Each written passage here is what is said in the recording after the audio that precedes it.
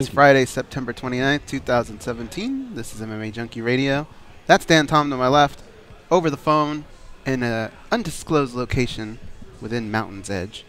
Gorgeous George will be joining us, and Danny, the producer, back in New York. How's everybody doing today? Excellentante. If that's even a word. It is now. It's Friday. It'll work. You guys liking weekends more and more? Yeah. Last time I asked you guys that, you were just like, it's just. I'm the wrong guy to ask. You work more on the weekend, right? My weekend has I have a date with the UFC 216 written all over it. Actually, I'm going out to dinner with some friends tonight, though, so it'll be a good. Oh yeah. Hey Dan. Good break. What are your plans for 216? 2 minutes. 2 minutes. Aside from watching it, nothing else Danny, specifically. I said 2 minutes. Maybe the wind will blow. We might have something for you. Okay, all right. Maybe the wind blows, and I'll catch whatever comes my way. That sounds terrible. That sounds code for something. What is happening?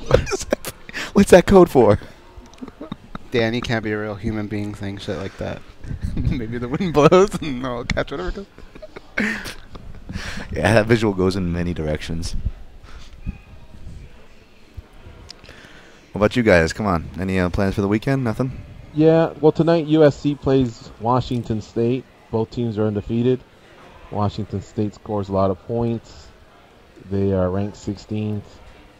But in looking at their schedule, dissecting a little, the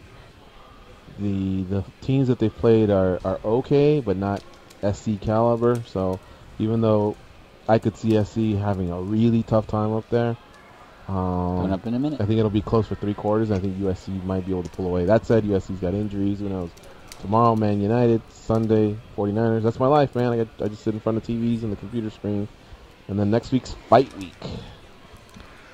I gotta assign you a movie, Gigi. Gotta get you to watch Snatch. There, that's Coming up dirty. sounds dirty, but it's Snatch? The movie Snatch? Yeah. I think it's With Guy Ritchie or something like that? No, I think it's the one like channel 595 or something on DirecTV. It's all scrambled unless you pay for it. Yeah, Guy Ritchie's in it. There's a lot of good actors in it. Benicio del Toro's in it. Hey, it's Chase Brad Pitt's in it. Coming up at 10. Standing nearby. Is Jason Statham in it? Yep. Yeah. Handsome Rob.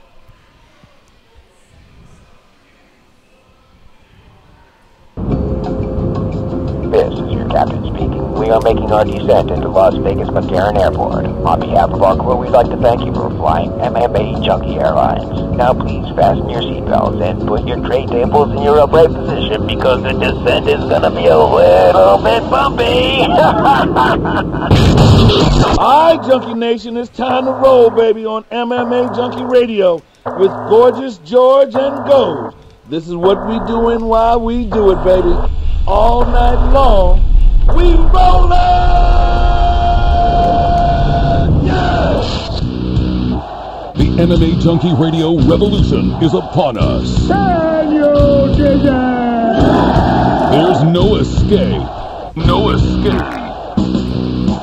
Through the vast frontier of cyberspace and through a sea of stars in outer space. One small step for man, one giant leap for mankind. We've solidified our combat communications stranglehold.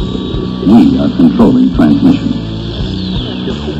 With the use of MMA Junkie Radio and SiriusXM satellite radio technology. MMA Junkie Radio. Commence transmission.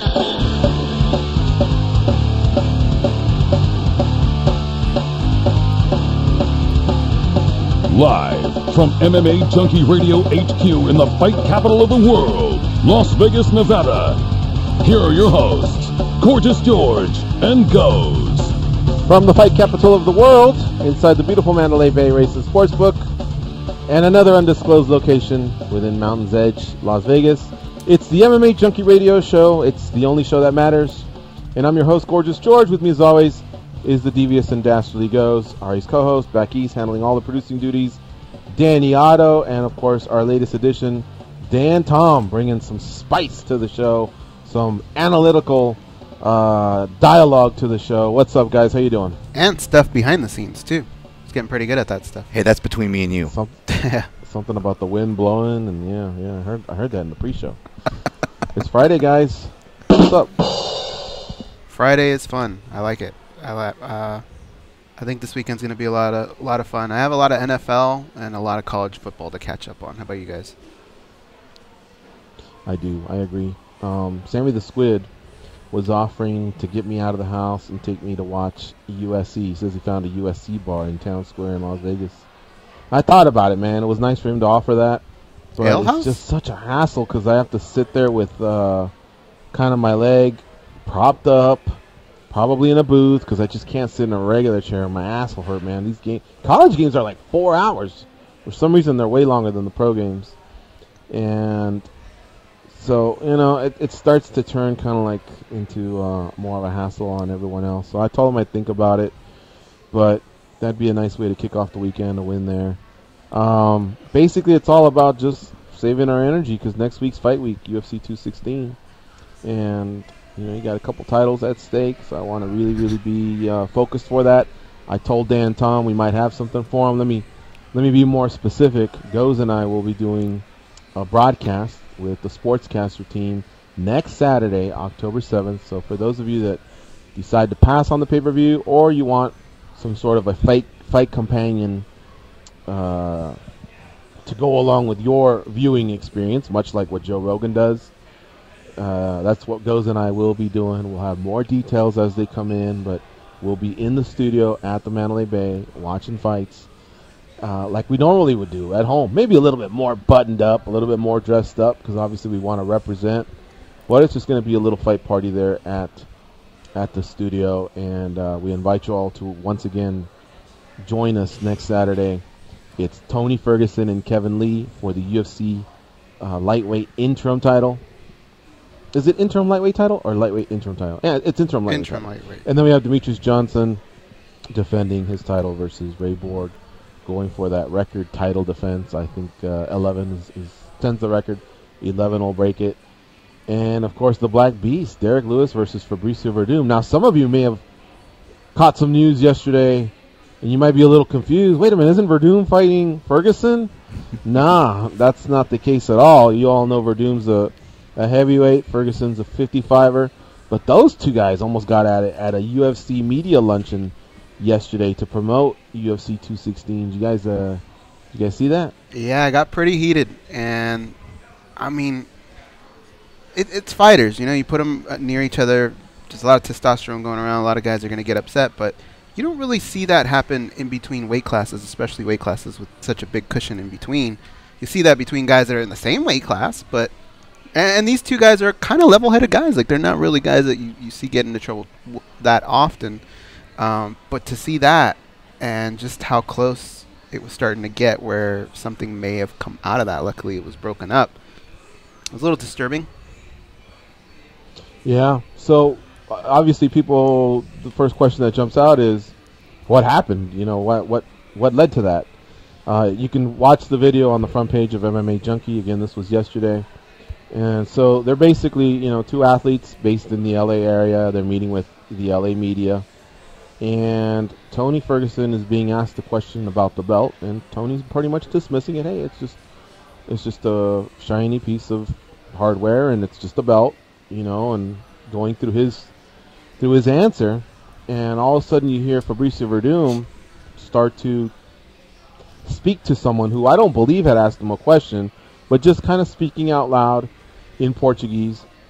And Ferguson turns to him and says, hey, I'm talking, brother. Can you keep it down or something?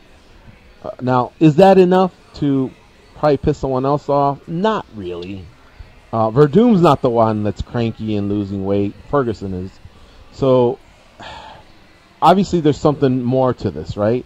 Mm-hmm. And the best way I think it was explained is Tony Ferguson just does not like Ali Abdelaziz, one of the top managers in the game. And for Tony Ferguson, I think it extends into, if you have anything to do with Ali Abdelaziz, I just don't like you to begin with. Because those guys had to have crossed paths and maybe trained with the same bodies, maybe at some point at King's or down at Mark Munoz's gym when it was open, or maybe they haven't. I don't know. But I don't see why those two just would really not get along. But something has happened in the last couple years with Ferguson and Ali Abdelaziz, And so right away, I think Ferguson just kind of carries that with him. The minute Verdum said something, he told him, hey, hold it down for a second. And Verdum took exception to it, and next thing you know, they're firing off expletives at each other. Now, it would normally not be a big deal. Hey, two guys got into it. One guy got escorted off, and then the luncheon continued with the main event star, or who knows, or maybe the media caught up with. I don't know what happened afterwards. I really don't know if Verdum just left altogether or what. I think all media was able to get a comment from both, but what highlights all this, unfortunately, is Verdum's homophobic slurs that he tossed at Tony Ferguson. Of course, for some people, this is really, really upsetting, and it's really, really unfortunate because I think we have, I think this has been discussed many times with professional athletes and just society in general that's just not in any way appropriate nowadays. But I will be honest, we were talking about this during the show. People probably maybe from the age 35 on up probably grew up with whether it was maricon in Spanish or fag in English or whatever. I think people grew up comfortably insulting each other with that. And some people have learned from it, matured, learned from it, and they don't use it. And I think others just, I guess they haven't found it important enough to shake from the vocabulary. I don't know. I've only been around for Fabricio a handful of times, and I've never got the impression that he's a mean dude, that he's the type of guy that would intentionally want to hurt somebody. I think he's just an athlete that probably hasn't taken the time to learn more about that. It either doesn't concern him or he forgets. Who knows? I'll let the guys chime in. I have heard him say stuff like this before, so you would think that his manager or the UFC or someone has to have spoken with him. He's a public figure. He has to know this. He's a public figure, not just a professional athlete, but a former commentator in, for the UFC in Spanish, and he wants that gig back really, really bad. And then aside from that, he's got a brand that he represents. He's I believe, still a gym owner, and he teaches seminars, and it's highly inappropriate for him. And but yet Tony did one right back, didn't he, George? I thought he said it at one point, too. I don't believe I heard that. I thought he did. I don't believe I heard I'll go that back and from hear Tony. it, but I thought he did do one back to Fabricio as well. But anyway, I'll let Dan chime in on this. What do you think, Dan? I just think it breaks down. I did hear that too, but I think it breaks down into two things with two layers. One is it's passive aggression. Essentially, is the video scene. If you guys haven't seen the video, if you don't know what passive aggression is, go watch Fabricio Verdum kind of try to talk over Tony Ferguson. And the layer to that is not so much who started it or who said what. It was kind of something that Gigi touched on, was the Ari Abdelaziz. So there was already tension there. Now the second thing with two layers is the gay slur, which is one layer is like Gigi was saying, a lot of us grew up in an era where it didn't carry the same weight. We weren't as educated or evolved or however you want to put it, but there's that argument. But here's another layer that's interesting, and I was actually listening to the MMA Roadshow, John Morgan and Ken Hathaway there on the way in here today, and they kind of touched on it too, and that's the Ramzan Karadov factor. All these fighters went out with the for all you don't know who Karadov is, that's the Chechen president, or I always end up saying like dictator, because this guy's been quoted as saying some really horrific things and tied to really horrific things specifically to homosexuals in I don't want to quote him directly because I don't know the quote, and I just don't think it really should be repeated, but let's just say he equates it with words like genocide, which is a very terrible word in its own as well. And you've seen certain fighters kind of space themselves from the Chris Weidmans or whoever, Frank Mears, who've kind of went out there and didn't know this guy's background because this guy's a big MMA fan. Well, Verdum is one of the MMA fighters who's been seen with him the most out of any MMA fighter.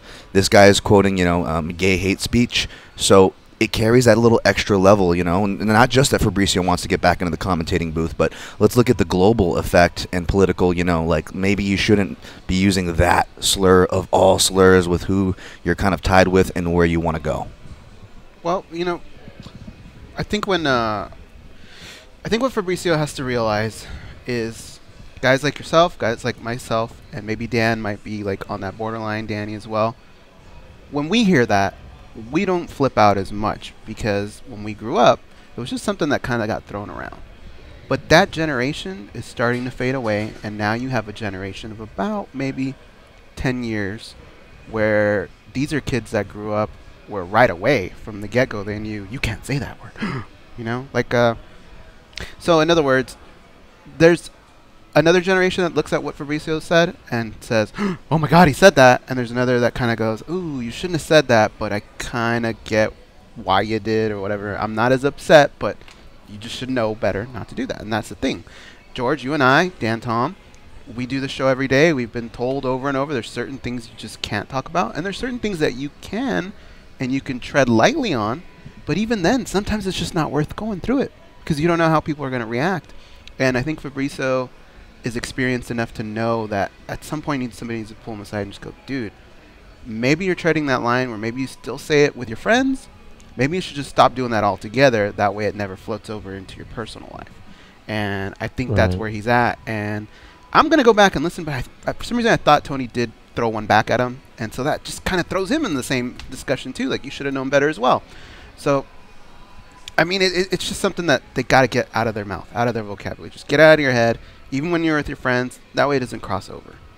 What about the dual language thing? Yeah. That's something I can't weigh in, but George and Goes, you guys can weigh in on this more, especially with the Spanish speaking and the whole. Is it any? In other words, can you get away with it? Is there more leeway because it's a different language? Is there anything to that? I think absolutely. Like if you were in Brazil, if you were in South America, you would probably still be able to say those type of things, and nobody would really trip too much on that. It's not the way it is over here. You know, everything gets nitpicked or whatever. It doesn't really happen, but Fabrizio's here, and you gotta adapt to your environment. Well, would you agree, George, or are things starting to change over there as well? I would say, you know, I haven't traveled as much in the last few years, so I'd hate to just assume, but I think Goes is right. I really don't feel like it would be as big of a deal in a Spanish-speaking country and in Brazil. But going back to what Goes says, he not only needs to lose the word from his vocabulary, he also needs to understand it's just inappropriate. You know what I mean? You got to look him in the eye, and you got to make him repeat it back to you. Don't say this word. It's but realize the harm you're causing. You know, because he's also a father, and it's not just. So in other words, it's not just like one of those like, hey, don't step in poo, and you know, okay, I just won't. You know, I mean, I think he needs to know why. You know, and it's a serious thing because, like Dan pointed out, you know, that HBO special did come out. Was it Real Sports with Brian Gumbel? I think that's what it was, right? Yeah. Yeah, that came out, and Razman Karadov, I think is his name. Yep.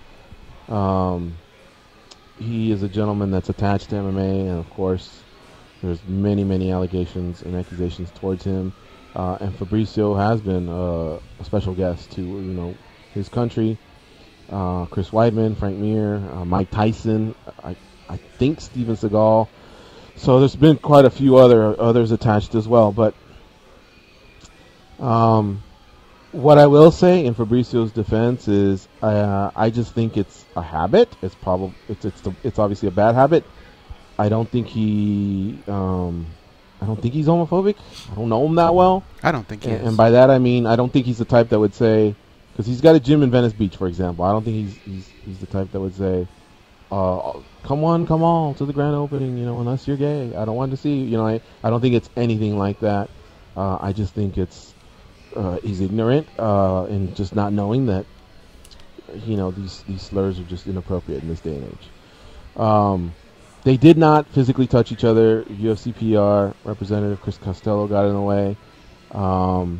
Luckily, I think at least both of those men knew, as close as they were, Chris Costello wasn't stopping them, but that it was just best that they move on, and we'll see. We'll see how much this gets highlighted as it gets picked up by mainstream, but it was all over the MMA circles for sure, so I knew it was something we wanted to talk about.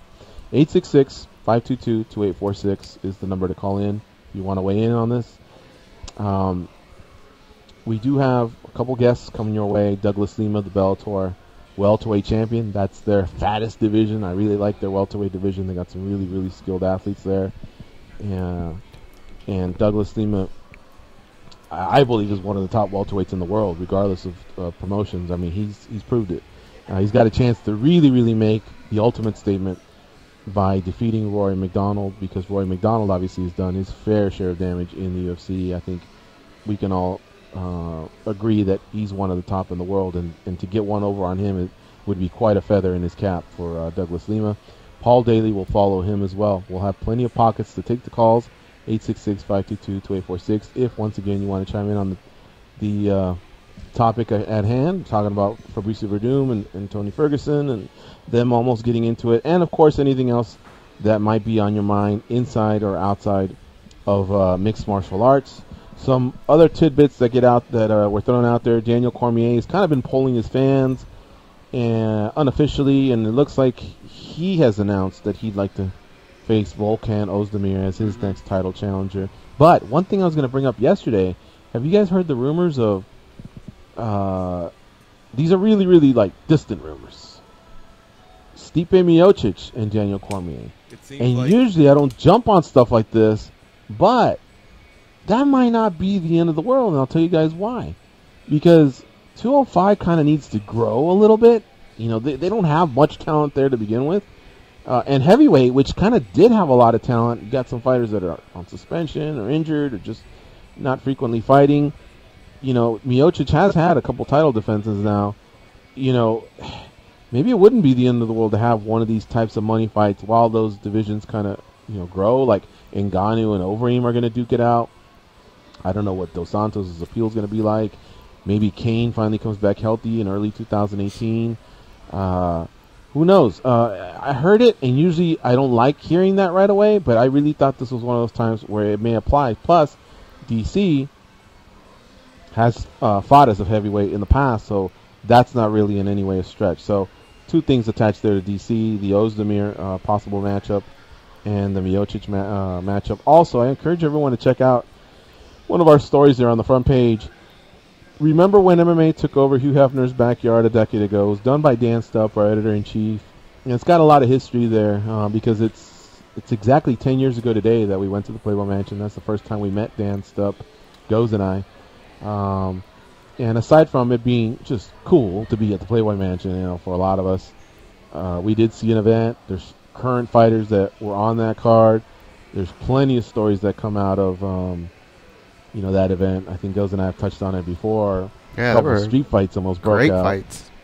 But there was it was just an epic event. But Dan and Eric Foster, a former co-founder of MMA Junkie, they took some really, really great pictures. And Dan doesn't shove it down your throat with a lot of, you know, text and reading material. He actually was pretty funny, but he had a lot of pictures. I think a lot of you would really, really enjoy it. So check it out. That's up there. Andrea Lee, who was booked to fight at UFC 216 against Kalinda Faria, is now out. We're hearing Sarah Kaufman may want in. And what happened was, Andrea Lee's coming over from LFA. She just won a couple weeks ago.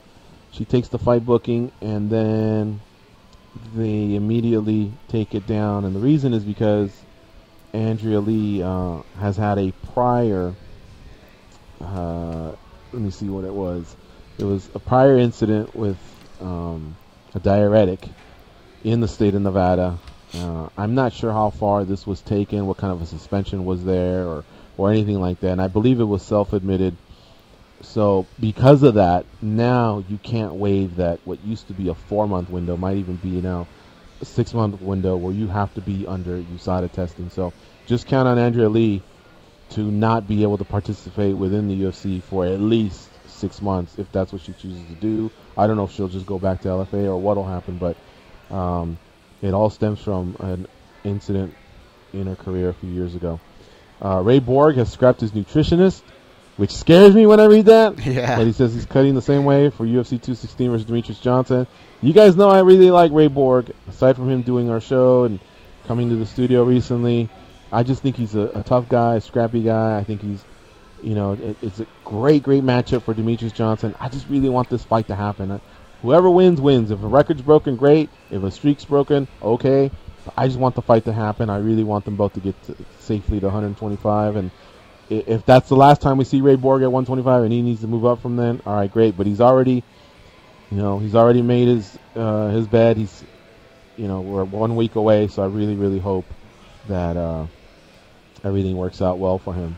Cejudo and Pettis are officially booked for UFC 218. Yesterday we had talked about it, and I had seen enough people talking about it. I thought it was just a rumor that we had heard that we could confirm and tread lightly on, but it's on Junkie now, so it's official. And I'm telling you, that card's really, really coming together, so check it out. The Road Show that was mentioned earlier with John Morgan and Ken Hathaway, their episode 131, that one's up. Kevin Lee says he don't give a shit about rankings. He did specify, thankfully, the UFC rankings, and you know what? He's got a point.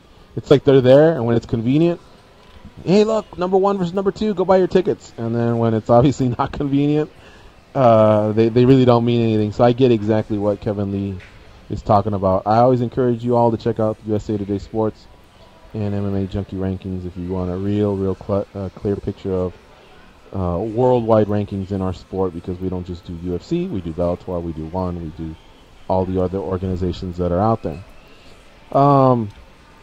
Guys, is there anything you want the callers to touch on if they can get in and chat some MMA with us? Well, I wanted to touch a little bit on Daniel Cormier and what you brought up as far as that matchup, okay. Him possibly going into heavyweight. I do kind of like that, and I'm one of the guys that really is a strong proponent of that not happening. But the way that division is shaping up right now, it kind of makes sense, and even with the heavyweight division as well. But the thing I wanted to talk about with Daniel Cormier is I can't think of a fighter right now coming off a loss that is more on fire than this guy. Like, he said all the right things at the end of that John Jones fight, and then everything that happened with John Jones, he had every right to bury that kid, okay? And he didn't. He took the high road, and then just kind of like taking his career and just saying, look, I know I'm in a bad spot right now. People don't really know how to take that last fight. It sucked for me. How about I put it in the fans' hands and let them pick who my next opponent? Like, everything this dude has been doing has been pretty much gold. Should he be getting more attention, George? Should the UFC be pushing him even more right now? Because it seems like he's on fire. Well, I think so. I mean, you're right, exactly everything you said about Cormier. I don't think he could have handled it any better. But the reality is, Jones has to go through his appeal, and I believe it's not going to be successful. What I do believe is he'll get a reduced sentence. I don't buy that he'll be out of the sport for 4 years. But at some point, because Jones is lingering out there, I think Cormier will just be unsettled, and that's why I think beating Stipe could erase all that. You know what I mean? Because that's the next division up. That's arguably the baddest man on the planet. And I think a lot of people would say, hell, if Cormier could beat him, that's pretty amazing, because, very honestly, it could be that Jones can't beat Stipe Miocic, and it's all about matchups sometimes. Sometimes certain guys match up with other ones. So think about how great that could be, for Cormier if he could step up and win a fight like that. I mean, that would be his second title. Mm-hmm. Kind of like third in a way, though, really, when you think about it. Kind of third, yeah. The Strikeforce Heavyweight Grand Prix was massive. But I guess a lot will depend on how things shake out with Jones. If Jones comes back within 6 months and they go, oh, mistakes were made, tainted supplement, then of course that's going to hurt Daniel, because he'll know, wow, this one guy, didn't beat me, did in fact beat me. So why not test that? Especially while his good buddy Cain Velasquez is on the shelf. He in no way, takes away from Cain's path. Mm-hmm. And again, that other division, the 205 division, has a chance to grow. Well, I think where maybe he doesn't do it is probably because at his age, we all know that when guys go up at that age, they probably don't come back down.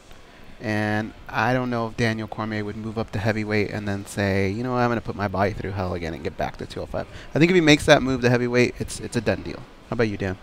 Yeah, that's the one thing. I'm all with it. You and George brought up good points as to why it would make sense, and the surrounding factors for it. But that's the one thing I kind of come back to, and not even just coming back down, but how effective is the move back up going to be? Because especially this last time around, going through Daniel Cormier's fight footage, like you notice that his body does change, and he admits it. He's like, I had to shrink my body to get to 205, and even when you first see him get to 205, he's even like more thickly muscled, and he kind of had to shrink his body down to make the cuts a little easier on himself. So now you look in retrospect, it is a different body frame. You know, the joking, oh, DC's a bowling ball, but no, his physique has gone through different phases, and he's admitted himself he's gotten smaller. So I even wonder how effective, if that affects him, going back up negatively.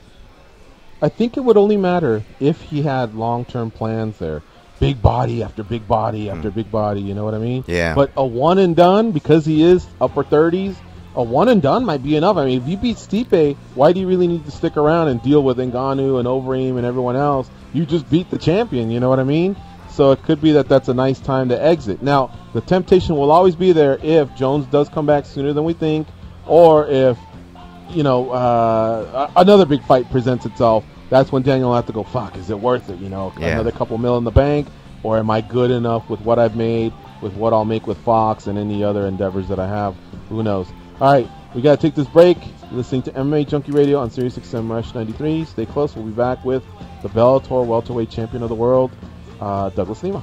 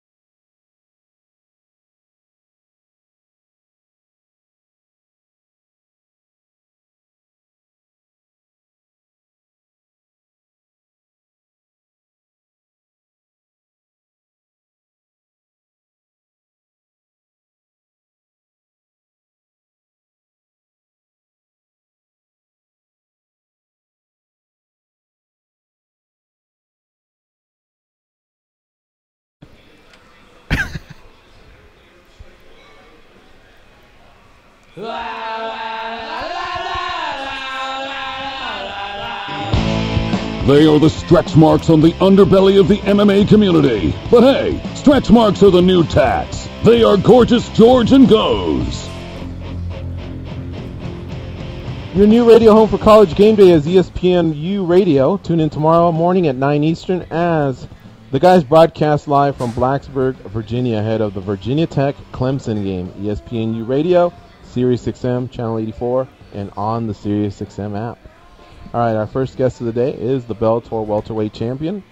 His name is Douglas Lima. He's 29-6 overall. He rides a 3-fight win streak, and he's also won 8 of his last 9 encounters. And look at some of the names on his hit list: Ben Saunders, Rick Hahn, Paul Daley, Andrei Korshkov, Lorenz Larkin, and now coming up on January 20th at the upcoming Bellator show in LA at, I don't know if it's still known as the Fabulous Forum, but that's how I knew it, when the Lakers were hanging up all kinds of banners up on them rafters. Mm-hmm. He will defend again against Rory McDonald, another top welterweight. Joining us now is Douglas Lima. What's up, Douglas? How you doing?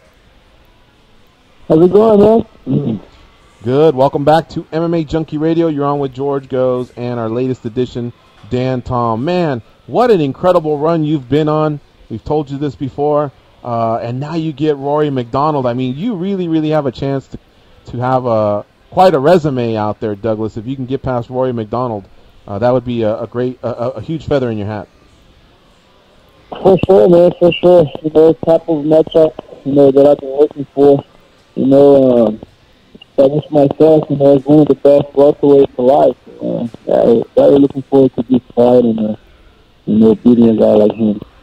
Is this your toughest matchup ever, do you believe, on paper? On paper, you could say yes, but, for me, it's just another fight. I've been fighting tough competition for a long time, and, tough guy, he's been there with the best. So, as of right now, for sure it's the biggest fight. Taking this very serious, and I can't wait to perform against him. One of the points he was clear to make was that he has done very well against some of your competition as well, and most notably Paul Daley. What do you say to that? Obviously every fight is different, every matchup is different, but a lot of people have fed off of what he said. The fact that he's having an easier time with common opponents. Yeah, I mean, to me that doesn't really make sense. MMA math doesn't work like that. Why can beat a guy that beat him? You know what I mean? So, that doesn't bother me. I think styles make fight, and he beat Paul Daley where he. He's not known for, the best, like the grappling and stuff like that. He just used a pretty good game plan, stuck with it, he didn't take any risks, it's only. But it is what it is, man. I'm a different fighter, I'm a very different fighter from Bailey. I'm a decent grappler myself, I got like 12 submissions, in my career, so. I can fight him anywhere. If it's in the ground, if it's standing, I'm pretty confident, in a fight with Rory. So, if he keeps, thinking just because he beat Daley, good like that he finished, he's going to have a easy time on me. He's very mistaken. Hope he takes it serious because I am, and I'm going to bring a fight to him. Folks, this is Douglas Lima, the Bellator welterweight champion of the world. And it was just recently announced he'll be defending his title against Rory McDonald on Saturday, January 20th at the Forum in Los Angeles. It's a historic venue for Angelenos. Lots of boxing has taken place there, MMA, and, of course, basketball. They redid it recently, and I'm telling you, man, it doesn't get any better than that. You and I for sure have to get to this event, man. It's close enough. To us in Las Vegas. We cannot miss this one. They already have an epic main event, and I'm sure Bellator will stack the card like they always do. Now, tickets go on sale today. Bellator Nation, I know you're aware that you had your chance on Wednesday and Thursday, but the general public today, the tickets have gone on sale. You can go to the Forum box office directly, or, of course, go to Ticketmaster.com. What a great fight, man. What a great booking. Douglas Lima versus Rory McDonald. All right, let me turn it over to the guys at the studio. Goes and Dan Tom, what do you have for Douglas Lima? Douglas, are you at the point with this matchup with Rory where it's kind of no longer about belts, defending the belt? Has it become personal at this point? Well, I think I forget about the belt, every time I fight. I just got to go in there and beat the guy, and this is no different. I'm just focused on him. I don't care about, titles or anything like that. I think the most important thing for me is winning. So, for me, it is personal because, man, I got to go in there and I got to perform, not only beat him, but, put on a good performance. I'm looking to finish this guy. A lot of people, they think he's the bomb. They think he's going to run through me. But, most of those guys don't know me. You know, they don't know how I fight, and man, I'm looking forward to it. I'm very confident. You know, I know I know his style. I've been following him for a while, and I feel good. Man. I think this is a really good matchup. You know, for the fans, for myself, and you know, looking to make the most of it. Could you explain to us a little bit what the hunger is like being a challenger versus the hunger of when you become a champion and have to hold on to your belt? What are the differences as a fighter? Yeah, you know, when you're a champion, you know, everybody says, you know, it's a lot harder, you know, to maintain the belt, you know, maintain as a champion than getting the belt, you know, for the first time. You know, everybody's after you. You know, everybody wants what you have. You know, they want that title. But man, kind of just makes me work harder. You know, because you know, I'm on top of the ladder right now. You know, Bellator. You know, the welterweight is stacked. You know, it's the most stacked division there, and I'm staying on top. So, man, just more motivation to work harder and keep winning these fights. You know, because every fight is very important now, especially with these big names coming over, and you know, it's an opportunity, you know, to perform good against guys like that. So, you know, that's where the motivation comes from. You know. You know, Douglas, last time we talked to you, I believe it was before your fight with Lorenz Larkin, and you really sold me on the fight. As in, not sold me on the fight. I was already going to tune in and watch it, but that fight was a kind of a close matchup on paper. But you had this swagger to you, this confidence about you in the interview, where I came away from it going, man, I think Douglas Lima's going to do some work on that night, and you came out, you fought a great fight. But let me ask you: Are you hitting new levels? You know, now that you know, getting the belt, defending, winning these big fights, is your confidence hitting new levels? Your skills have always been there, but is your confidence maybe hitting new levels? For sure, I believe so. You know, especially after this last fight, because you know, I got the win. You know, pretty decisive. You know, it was unanimous, even though it was a close fight. But I think I still showed a little too much respect, you know, for Larkin, so I didn't let everything go. And, you know, even, you know, showing respect like that, I was able to beat him pretty soundly, you know. So, yeah, man, I know where I stand, you know. I know where I stand. You know, like I said before, most of these guys that's going against me doesn't really know the fight and what I've been doing, you know, all my career. So I'm pretty confident against Wyatt, you know, even more than I was against Larkin. You know, I feel really good. You know, man, there's no welterweight. There's nobody for me to fear. You know what I mean? I've been doing this for a long time. You know, I've been fighting professionally for 10 years. And, you know, it's going to be my 30th win. You know what I mean? So I feel good, man. I feel really good. You know, I'm healthy. That's the main thing. You know, I got this coming off 3 solid wins. And, man, Rory is no different, you know. You keep saying there's a big difference between him and everybody else, but man, there's no difference there. I'm going to prove it to him. You know, I feel really good, man. Everybody's got to tune into this fight. This is going to be a big one, and really where I'm going to show the world where I stand, you know, in this weight class. Well, I like that you mentioned the difference, you know, especially difference between comparing opponents like a Larkin or Rory McDonald. So let me ask you this, Douglas.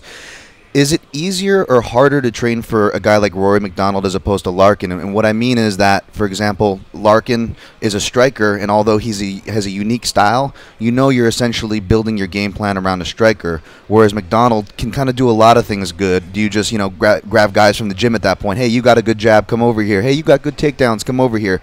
You know, which style is easier to prepare for in camp?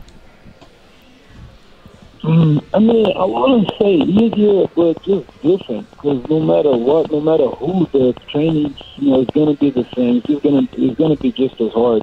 You know, definitely Roy is different than Larkin because he mixes everything pretty good. You know, he's a great striker. He'll strike with anybody. You know, and he also a great grappler. You know, he'll, you know, go to the ground, and he's good there too. You know, so the difference is that Roy just mixes everything up really good, you know, so we're preparing for all of that, you know, for the striking, for the wrestling, and the ground. I mean, I still do it all, you know, no matter who the opponent is. You know, when I was training for Larkin, you know, wrestling was like one of my main things, you know, I was training a lot of wrestling. So, you know, it's not going to be that much difference. It's just, I don't know, just the game plan, you know, so I got to be ready for everything. you know, for the wrestling, because I know he's going to mix everything up. You know, I'm pretty sure he doesn't want to get into wars like he did against, what's his name, Robbie Lawler anymore. You know, I think, you know, that fight took some years off of him. So I'm sure he doesn't want, you know, a war like that again. So, you know, we'll see. So I'm sure he's going to try to grapple a lot more. You know, if he really needs to strike, he will stand, you know, and strike. So, you know, we just got to be ready for everything. You know, for the stand-up, for the wrestling, and the ground. You know, not underestimate any of those, you know, aspects of the fight. Because wherever the fight is, you know, I know it's going to be, you know, I know it's going to be a tough fight. You know, so I just got to be ready. You know, but I feel confident. You know, I mean, like I said before, you know, this is my fight to win. Douglas, I know you've been doing this a long time, like you stated. You know, you professionally started in 2006, and as you were making your way through, you know, especially through like MFC, if you looked at your record, you had a way more submissions than TKOs.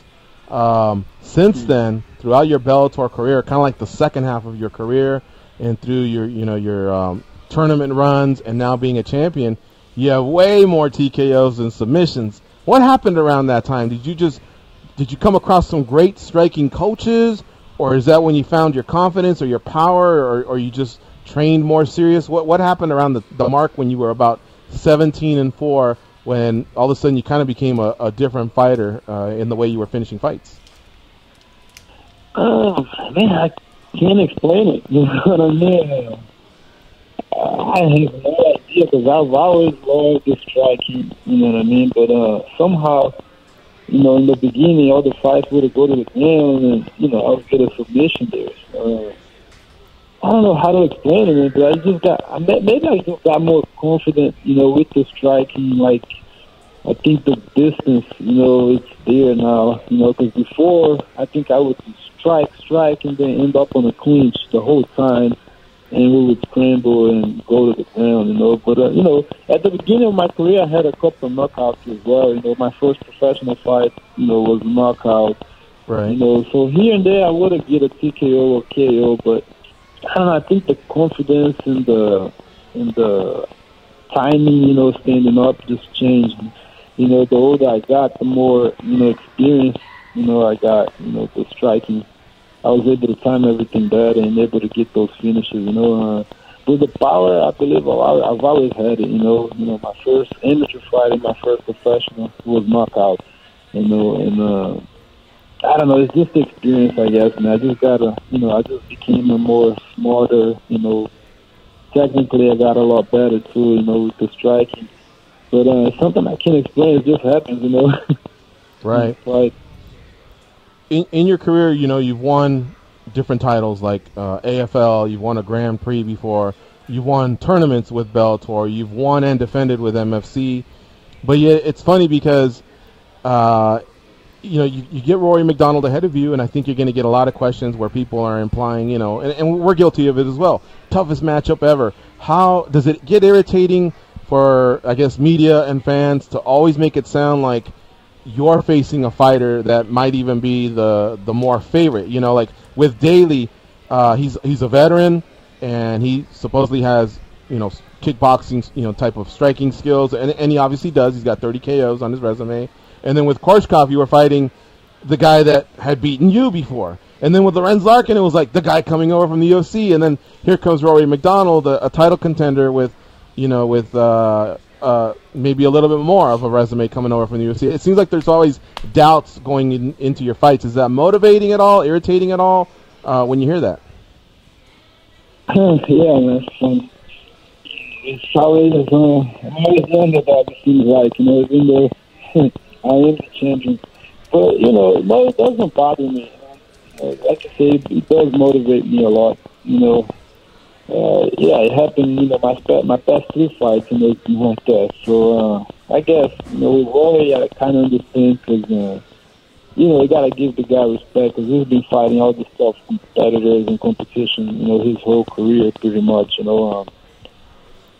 But, you know, I don't know how else I can prove, you know, to these people where I stand, you know, that, you know, I can beat, and I am going to beat all of these guys, you know. So, I proved them wrong, you know, 3 times, you know, the last 3 fights, you know, I'm about to do it again.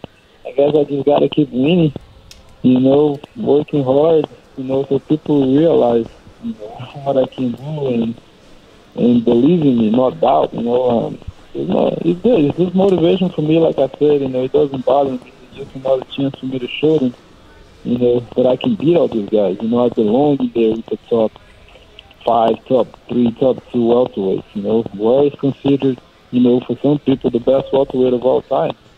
So, let's see. When I beat him, let's see if there's going to be any doubt still, but, I just got to keep winning. That's all I got to do, keep working hard, not worry about people say and just win. Folks, this is Douglas Lima, the Bellator welterweight champion, joining us here on the program. He's one of the best in the world. He's proved it over the last few years, capturing that world title over at Bellator, defending it now. And now he's got his matchup coming up versus Roy McDonald on January 20th. Tickets went on sale today. So check out Ticketmaster.com, or if you're in the LA area, go to the Forum box office directly. Get yourself a great ticket because it's a great venue, and I know Bellator is going to come strong with a great card to support this title fight. All right, thank you for the time, Douglas, and let me just leave you with this. That line about the iPad was fucking hilarious, man. So somehow, when you guys start getting closer to the fight, you should be walking around with an iPad, or something like that, because it was a classic line. It really, really was good. I thought Roy was looking pretty sharp, but when you said that, I guess it did remind me of Steve Jobs. So somehow maybe have an iPad with you during fight week and see if you can spring it on him, see if you can make him crack a smile. But anyway. Yeah, I think I'll walk out to the fight with an iPad for sure. That was great. That would be hilarious. All right, brother. Well, thanks for the time. We really appreciate it. I hope you have a safe training camp. You can count on the MMA Junkie Radio crew to be at your fight on January 20th. Awesome, man. Appreciate it, guys. Thanks again, for the interview and everything. And don't miss the fight. All right. Take care, my man. Thanks, Douglas. All right, brother. Thank you. All right. We are going to go to a commercial, folks. In the meantime, follow Douglas on Twitter at Phenom Lima. Let him know that you heard him on the at MMA Junkie Radio Show. Again, this will be a break that we're taking here, our last commercial of the first hour. And don't forget, we have Paul Daley coming up in the second hour. Shout out to CJ from Bellator for lining that interview up, and we'll be right back.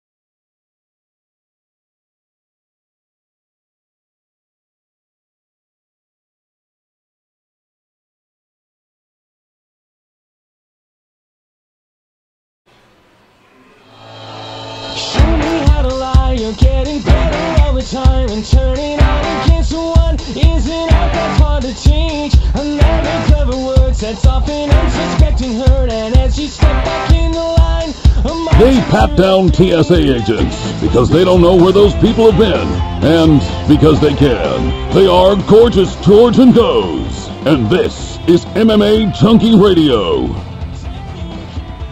All right, I want to see what these guys think, Dan, Tom, and Goes. In the YouTube chat, I was asked by Rodney, what's your opinion of how the people in charge at the UFC not knowing about the clause in their agreement with USADA? And I was thinking about this. At first, I was giving the UFC a little bit of a pass because they have so many athletes to look after, and I think when they're getting these fights together, what they want to know is, can you make weight? Can we agree on the terms? But it's pretty clear as day that when she fought for Invicta, she got suspended for diuretics. I guess maybe they felt like because this was in the past, she fell under, newcomer, or things would be okay, and that's not the case. The UFC, the newcomers do get a pass, and they're able to fight without going into the USADA pool if they're new, I believe, if they're newcomers. But in this case, she's a newcomer but had that prior pass, and that's why there was the little bit of the hiccup. So I'll let that marinate. I don't think I'm going to have enough time to let the guys answer, but maybe you guys can look at it. It's on MMA Junkie, gives a little bit of an explanation, but I did look up her fights, and the one time she did fight in Nevada was, let's see here, it was a loss to Sarah D'Alilio at Invicta FC 16. It was in March of 2016. It's plain as day there. If you look at Wikipedia, you don't have to look too far to see that it was there. So perhaps maybe the UFC could have vetted that a little bit better. Anyway, we're going to go to break now. Quick sports update. Actually, the updates are gone, so it's just a really quick break, and we'll come back with Paul Daley, and we'll talk more of the latest news in mixed martial arts. Keep the questions coming in on YouTube and Facebook. We'll see if we can get to some of those when we come back.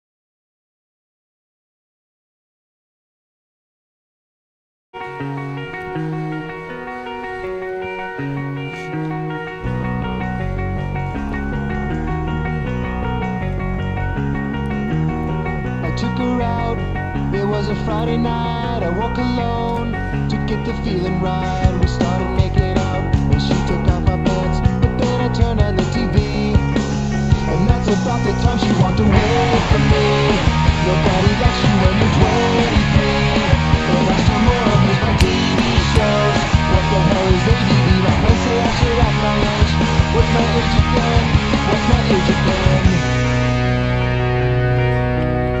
Then later on the drive home, I called her mom from a payphone. I said I was the cops and your husband's in jail. The state looks down on sodomy, and that's about the time that bitch hung up on me. Nobody likes you when you're 23, and I still more of these no bank phone calls. What the hell is called ID? My friends say I should act my age. What's my age again? What's my age again? All right, here we go. It's the second hour of the MMA Junkie Radio Show. Let's get right into it. One of our top callers is on the line from San Francisco. What's up, Muna? How you doing? Hey, morning, gentlemen. George, I'm actually still in Berkeley. I'm not sure if that USC versus Cal game is over yet, so I'm still out here just waiting to see what's going on. It was over when they signed the contract, Muna. No, congrats, TG. Good team, good game. We'll see how you guys do tonight in Pullman, Washington. But, yeah, hopefully you guys represent the Pac-12 this year. Yeah, I mean, we're hoping, but we have some injuries, and Wazoo's been playing tough, so I know we have our hands full. We'll see how it goes. So, yeah, I'll be quick. I know you got Paul Daley coming up. In terms of Cormier versus Miocic, I personally do not want to see it just for the fact that we've had evidence where whenever you've got someone who holds the belt in one division fighting someone else, it just holds up the division, and it seems to never work out, whether it's BJ Penn fighting George St. Pierre or even Connor moving up and not defending either title. So, yeah, I don't know. I just had a sour taste in my mouth whenever these super fights are proposed when two of the guys have belts. So that's just my 2 cents.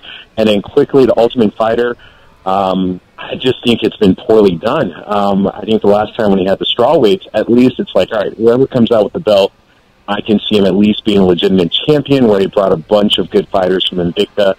And this year, I mean, you look at some of the records, look at some of the fighters, I have no idea who these girls are. I don't really care. I don't think they've promoted it very well. And it's a shame, though, because I think there's a lot of fighters who could have either moved up from strawweight or dropped down from bantamweight who could have been on the Ultimate Fighter. So I think it's just poorly done. The ratings have kind of shown that. And I think it's sad because whoever wins the belt, you know they're probably going to drop it when they defend it against some of these fighters who are moving up from 115 or dropping down from 135. So, anyway, what happened to the ratings? Have a great show. What happened to the ratings, by the way? I think they're poor. I mean, from what I know, Junkie has decided not to talk about the ratings, but from what I've seen, they're about 300,000, which is really poor compared to even what's been average for Tough lately, which is usually around just over 500,000. So it's been pretty poor from what I've been seeing. And I think a lot of folks don't care except for Jason in Vancouver. Oh, shots fired. Yeah. All right, you guys. I'll let you go, but have a great one. Easy, Muna. All right, you too. Just talked about what a stand-up gentleman Muna is. Yeah, and he just did. Came out and Paul Daley'd him. Yeah. Speaking of Paul Daley, we struck out on our first attempt to get him. We'll keep trying him. Things open up here at MMA Junkie Radio, 866-522-2846. That's the number to call in. Look how easy Muna did it. He threw out a topic, cracked a joke. He's in, he's out, he's back to doing his job. His boss didn't miss him. Nobody missed him. It's that fucking easy.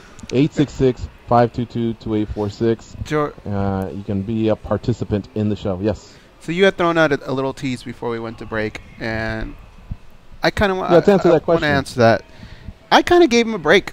I mean, it's not like this happens that often where we could say, get your shit together. Shit just kind of happens, man. I mean, I get it. Big machine, big well-oiled machine. It shouldn't happen, but it's going to happen here and there. Luckily, it didn't happen on an even bigger fight, on a bigger stage or something, so I just kind of gave him a pass. How about you guys? Yeah, it could have happened closer to a fight when you're and we've had enough of those, certainly, right? Of fights getting pulled for one reason or another. So if it's on the end of being ahead of it, sure, but then you can make the argument, well, shouldn't the UFC have been ahead of it and known their own policies? And it's tough. I mean, go back to UFC 210. Should Mergliata's a great referee, but shouldn't he known the rules and the downed opponent? It doesn't matter. We've seen the most experienced people in this field. It's still ultimately a growing field. And, people are going to be, learning on the job, or not even learning on the job is the wrong word, but I mean, there's going to be flubs. There's going to be professional brain farts, if you will, and this was probably just one of those. But the reverse of all this, guys, is if we do come down hard on them, maybe they take longer to announce fights, right? Because they want to make sure that T's are crossed, I's are dotted. And what do fans say? How am I supposed to buy tickets if I don't know what's going on, this and that? So if it means the word gets out quicker, but every now and again, and it's not even that often, a mistake is made, I'm all right with it. Yeah. Well, here's the thing. So I felt that way, goes like, mistakes happen. I'm sure at the forefront was, Andrea, let's agree on contract terms, and this is the matchup. How's your health, and are your medicals updated? Whatever. But in thinking more about it, they do have a guy named Jeff Nowitzki who works for the UFC, by the way. He works for the UFC, and he's the one that basically is he's the one that I guess works with USADA on behalf of the UFC. So I would imagine that if you have someone like that, within your company, he should have caught that, or I mean, I just feel like he should have caught that. So I think this was a slip up. It's unfortunate, but is it the end of the world? No, it's not the end of the world, because mistakes do happen. Maybe the guy took that week to be on vacation, or maybe the guy just didn't get back in time, and maybe the announcement was made sooner rather than later. Who knows? It's really not that big a deal, but I think the UFC should be held a little bit accountable, because they do have a guy that's dedicated to just that. Yeah, tinfoil. Sorry. I was just going to say tinfoil hat, though. Maybe this is, just somebody that the reason why they rushed it and overlooked it was because Angelique, she falls into that category of, drawing the attention, right? Like these Gokhan Sakis, these real sexy signings. You know what I'm saying? That's going to draw eyes, and maybe the UFC really wanted to lock her down and overlook that. Yeah. Well, it sounds like we will get her at some point. It's just, let me see. I mean, if we go retroactive to a couple days ago, September 26th, we're probably looking at her debut sometime in February. That's unfortunate, but it would have never happened had she not been flagged for diuretics back in March of 2016. So ultimately, it's her bad. Let me ask you guys about the Ray Borg scrapping the nutritionist. I don't know if you guys had a chance to, dig into that or whatever. We had a conference call yesterday, and this is one, next Friday around this time, everybody's going to be holding their breath. This is the guy that everyone's going to be looking at to see if he's going to make weight, because it's not just a title fight. It's a title fight that's had its problems before. He's a contender who's had his problems before, and it's also a title fight that is historical. So lots riding on it. If he were to weigh in at 126, I'm sure Demetrius would still take the fight. I think, right? They both want to get paid to go in there, but the task at hand is a world title defense. So, you think this guy's got this thing on dial? Was that a smart move to part ways with the nutritionist, or to even make that announcement? I mean, does he need these additional questions? It's hard to comment on whether or not it was the right choice, but if he did it, it's because things aren't working out. Now the question is it on the nutrition side? Is it on his side? Because sometimes, as we've known, having Mike Dolce in studio so many times, you can only do so much with fighters. They may just not listen to you. So we need to figure out who the issue was. This close, it's a scary thing. And I hear people say this all the time. Is he going to make weight? Is he going to make weight? Guys, I don't feel like that's the biggest issue. The biggest issue is he going to make weight safely? He can make weight. A lot of guys can make weight. But are they going to look like dog shit the next day? We don't want that, right? We want the best Ray Borg out there to fight the best Demetrius Johnson. So we have to make sure that whatever his plan is, it's got to produce the best Ray Borg out there. And it just seems like a scary thing to do so close to the fight. What do you think, Dan? I'm really interested to hear his story if he ever does decide to come out and say why he parted ways. Because when he came in here in studio, guys, I mean, I don't know if you guys noticed, maybe because I'm a nut and I watch these guys footage so much, I have a sample size to compare to in my head. But he came in thin, man. I did not think he was going to miss weight heading into his originally scheduled bout with Demetrius at 215, because he's sitting right next to him. I'm like, man, this guy looks like he's already on point. And that was 2 weeks out from the fight when we had him here in studio. So I'm really interested to hear that. I will say one thing going into his favor, maybe not safely, but traditionally, quick turnarounds can be bad for certain things, like head trauma, but he didn't fight. Quick turnarounds can be good for certain things, like weight cutting. It makes the hitting the weight a little bit easier. They didn't have time to go load up and bloat up outside of camp or anything. So he's got that going in his favor. But yeah, the health always remains a question with all these guys. That's the hard part. That's hard to account for. He keeps pointing back to the fact that he got sick. He didn't get sick because of his weight cut. He got sick. So a bug in the air, whatever, a flu, I don't know. And therefore, he feels like he'll be okay. We still have 1 week to go. I'd love to know what his walk around is at this very moment. But, he says he says maybe someday he'll go up to bantamweight. But with the workouts that he does, he kind of hovers around 136, 137. So, that's before he gets to water. And he says a lot of the bantamweights walk around 155. So he just doesn't feel like he's there yet. He's still 24 years of age, perhaps down the road. I'm really rooting for him, man. I think this is going to be a great challenge for DJ. And it's a fight that needs to happen. And then they got Cejudo and Pettis working out so that another true number one contender comes out of that. Personally, guys, I'm rooting for the flyweights. I would hate. I know there was a rumor going around and about that division going away, but I would hate for that division to go away. I've seen some great flyweight fights in the past. Yeah, for it to go away would pretty much mean that it was a failure, and I don't feel like it was a failure. I think we had fun watching a lot of those fights. I mean, there's one guy that just happens to dominate the hell out of the division, but right. I mean, when that happens in football and basketball, we don't go, hey, let's get rid of this team, or we can't wait for them to go away. Like, you get excited about the guys that want to pick him off, and I still feel like maybe another Cejudo fight, I think Cejudo would give him some problems. I agree. I agree. Did you guys see Rory McDonald had put out a quote? He probably wouldn't have advised the GSP to return at middleweight. Yeah.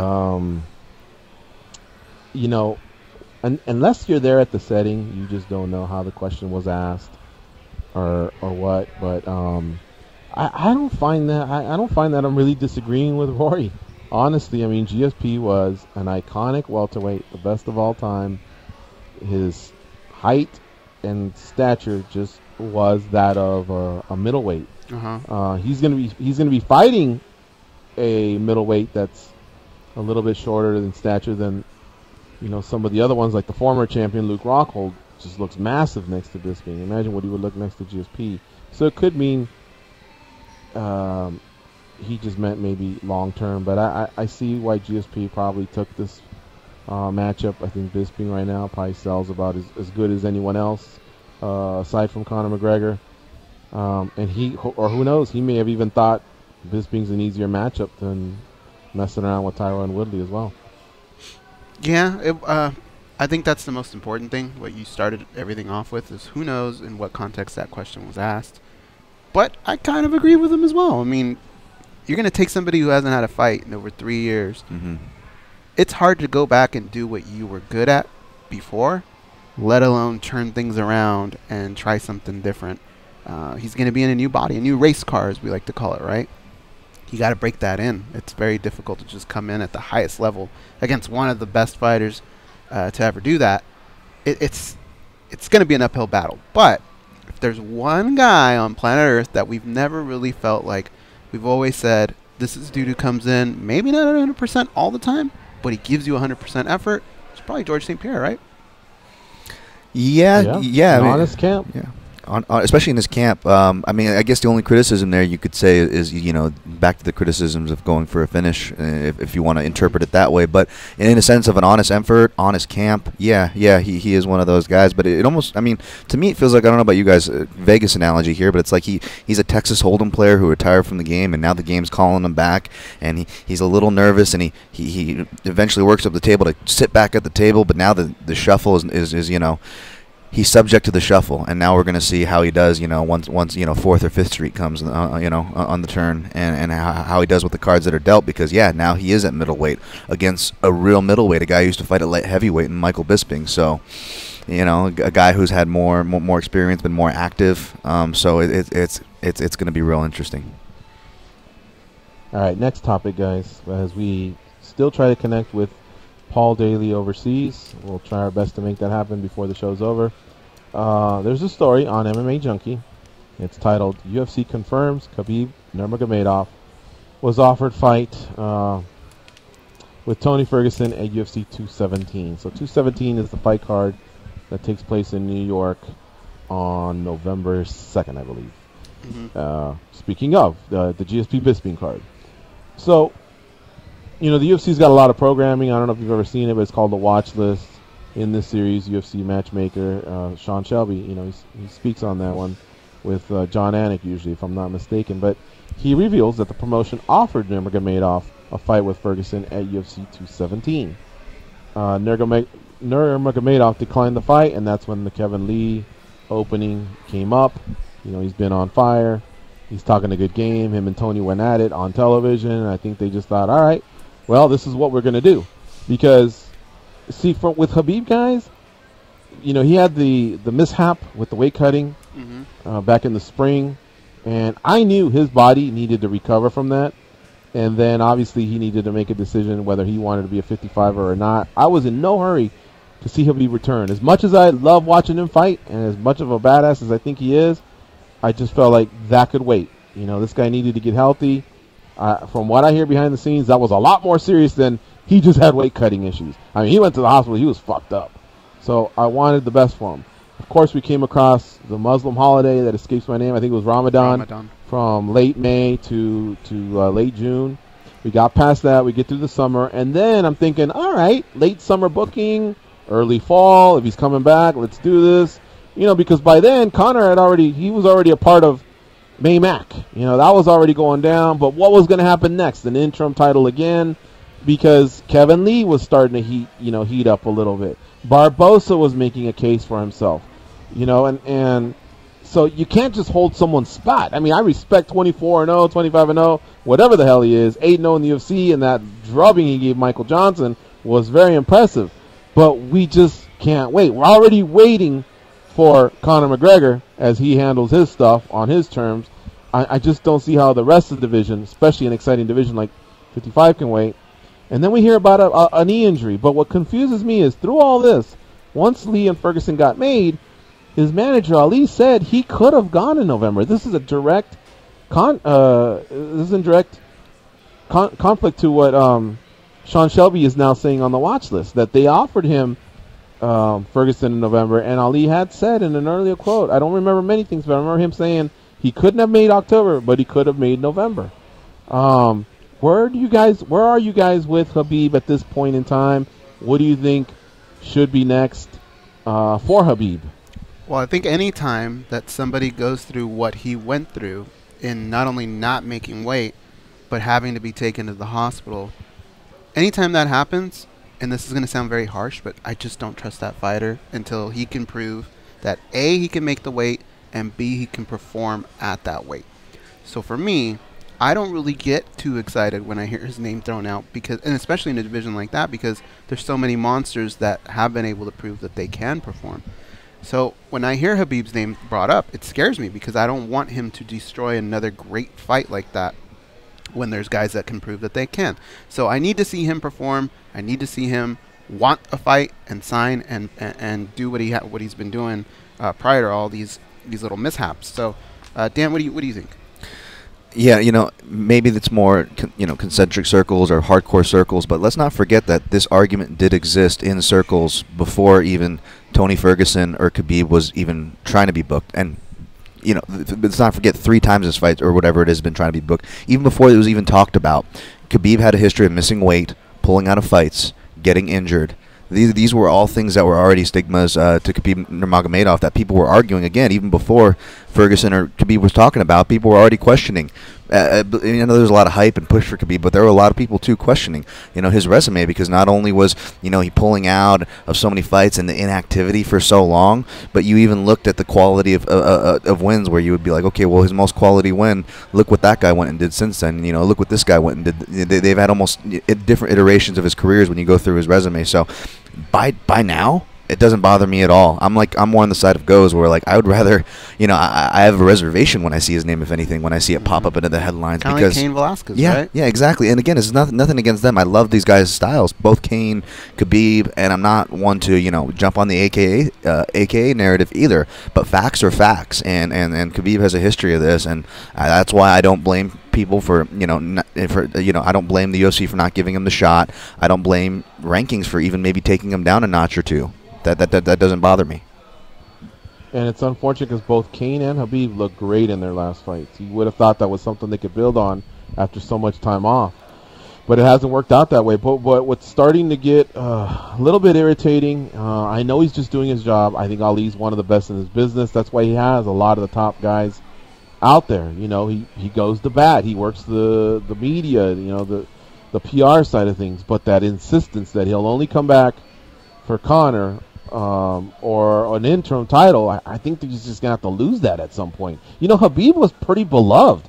The fact that he knew he's fairly good English, he was very creative on social media, he was actually a really, really popular fighter. I mean, I believe Khabib could have been one of the top 3 most popular athletes in the UFC. And I was saying that around the time that Conor and Ronda were still in existence. So I was already putting him at number 3, only because I know Russia's going to be big when the UFC goes there. I check SureDog every week when I'm glancing over the rankings, and there's always an ACB, an FNG, a this, that, whatever, M1. I mean, stuff is going down in fucking Russia, and there's great Russian athletes. And this guy's very popular on social media. He's done work in the UFC. He's got that that hasn't gone. Sorry, that didn't rhyme. That hasn't must go is what I wanted to say. But he's still there, man, and he could really, really be, a massive star. But I think fans are going to start to turn on him a little bit, and I don't know if it's going to be because of Ali's insistence that he only comes back for this. It's like he feels very entitled of his position there, and I'm a supporter of 24-0 and all he's done, but a lot of time has gone by, and there's other fighters that are coming in there and doing work. I wish he would just maybe hang back, and whatever matchup happens, but it clearly looks to me like it's going to be Lee versus Ferguson, and unfortunately, the winner will not unify with Conor, because it clearly looks to me like Conor will fight Nate Diaz. That's a whole other conversation, but there's another wave of guys that are coming through. Do not forget about Justin Gaethje, also undefeated, had a great debut, a former champion, now getting more popular through coaching on Tough. If he can get past Eddie Alvarez, I mean, he's going to be saying, what about me as well? Great problems to have, honestly, but still, man, just where Khabib was 2-3 years ago, holy cow. I just hope he can get healthy and get it all together, because I still think he could be a big star in our sport. Let's talk to Jim in Long Beach. What's up, Jim? How you doing? Hey, guys. Yeah, you guys got a lot to talk about today. Everything, all the topics, but yeah, yesterday that was bullshit. All he said to Tony Ferguson, he called him a little punk, bitch, fag, whatever he was saying. Those are just fighting words. I mean, if you look at the movies in the 80s and the 90s, people said words like that all the time. They're just trying to make a big deal out of nothing. I just went in one ear out the other. And then you guys were talking about Daniel Cormier with this super fight with the heavyweight. Well, Jim, let me jump in there for a second, though. I got to correct you on something. Regardless of how you might feel about those words, those terms, whatever, or how hurtful they are or they aren't. So let's just say you're just a Fabricio Verdum fan, and you want him to get back into commentating in Spanish, and you're rooting for him to do that. Then you have to be rooting for him to get past this,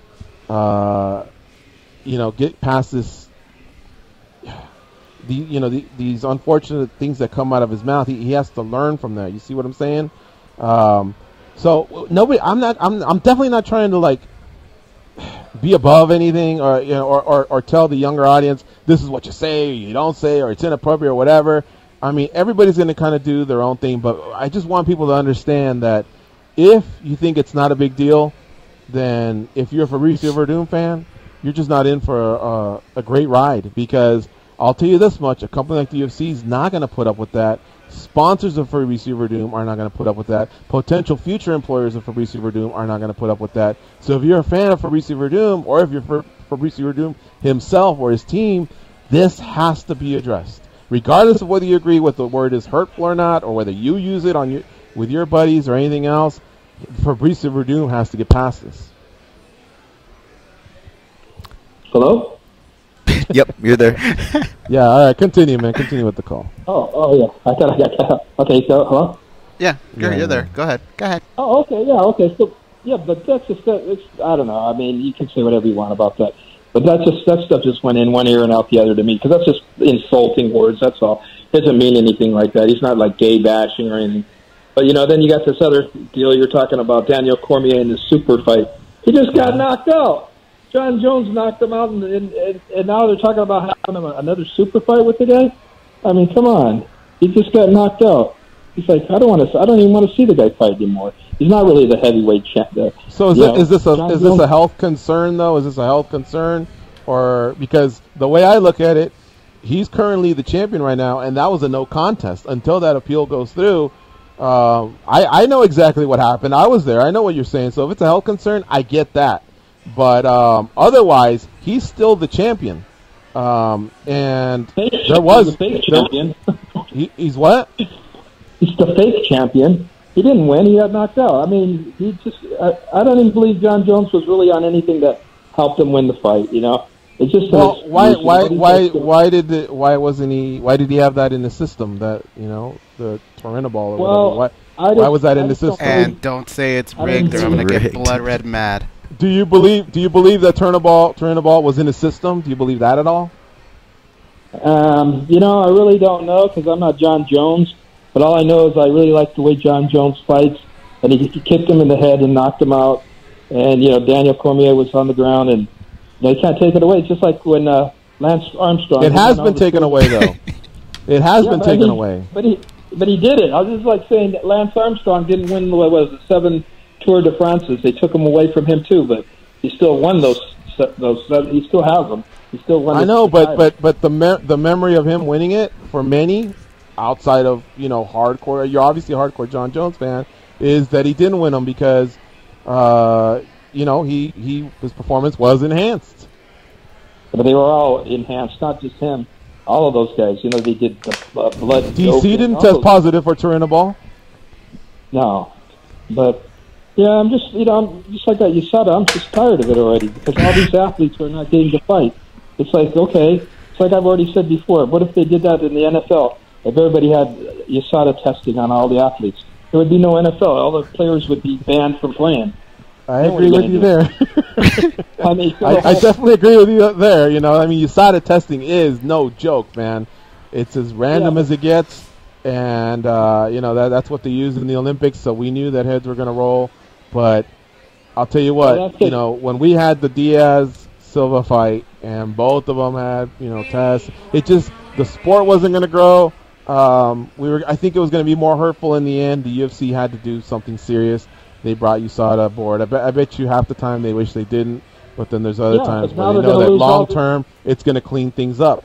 Do I wish athletes could turn to certain steroids or performance enhancers and that it doesn't impact the argument of, what if somebody were to die because of a head kick? Yeah, of course. I'm not a big proponent of that. I don't think that's going to make that much more of a difference in that terms, but I think it'll get a lot of fighters healthier and give them the ability to recover. But that's not where we're at. I wish we could drive at 85 miles an hour on the highway. I think there's different countries that have those types of rules, and they can back it up with statistics that it's not any more dangerous. But it's 70, so guess what? I mean, if a cop pulls me over and I am going 85, I can't. I can't do anything about it. These are the rules of the game, and these athletes have to conform. And then another thing I wanted to talk about is all this weight cutting and stuff like that. They need to up the weight divisions by 5 pounds or something like that. Have a 130-pound division. Have a 160-pound division. Because these guys are cutting too much weight and they're not cutting the weight. I think 10 pounds is enough. Piss me off, you little piglet son bitch. I like 25 through 85. Maybe let's add the 95, I guess, for if we're going to make the move. I think 10 pounds is enough. 5 pounds might be too much. No, for now. 130-pound division. 125. What human being man is 125 pounds? That's like a little jockey or something. You want them to get rid of 25 and add 30? What's that? Yeah, you want them to get rid little. Get rid of the 125 and go to 130-pound division. All right, so let me get this straight. 125 walks in, and you go, "Hey, is that guy a jockey?"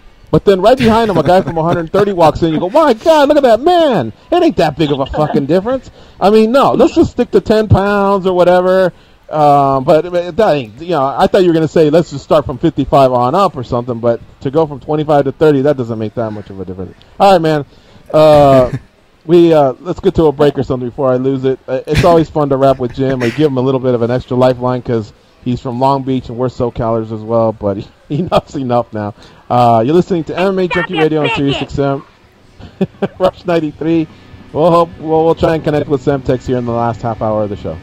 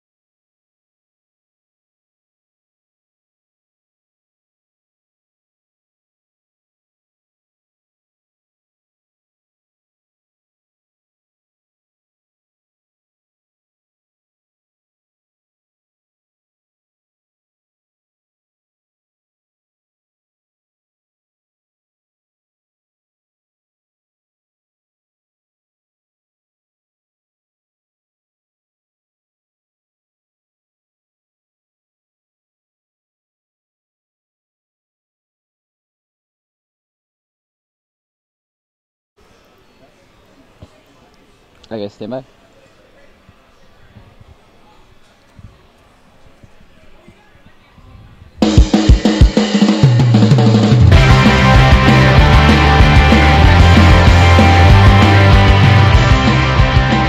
Hey, idiot! Yeah, you. Can you please tap that rather large fellow on the shoulder and tell him it's time for more MMA Junkie Radio with Gorgeous George and Goes? Thank you. Get the radio channel numbers for NFL and Major League Baseball games sent directly to your smart device. Go to SiriusXM.com/sportsnow. Then click Add to Calendar. You'll even get links to listen directly on the SiriusXM app. All right, Goes, take it away from here. I want to shout out some big ballers, some heavyweights in Junkie Nation. Happy birthday to Gabe Jimenez. All right, Gabe is a friend of George that he grew up with. It's also become a friend of my own and a friend of Junkie Nation. He's done so much for the show. He helps us out a lot.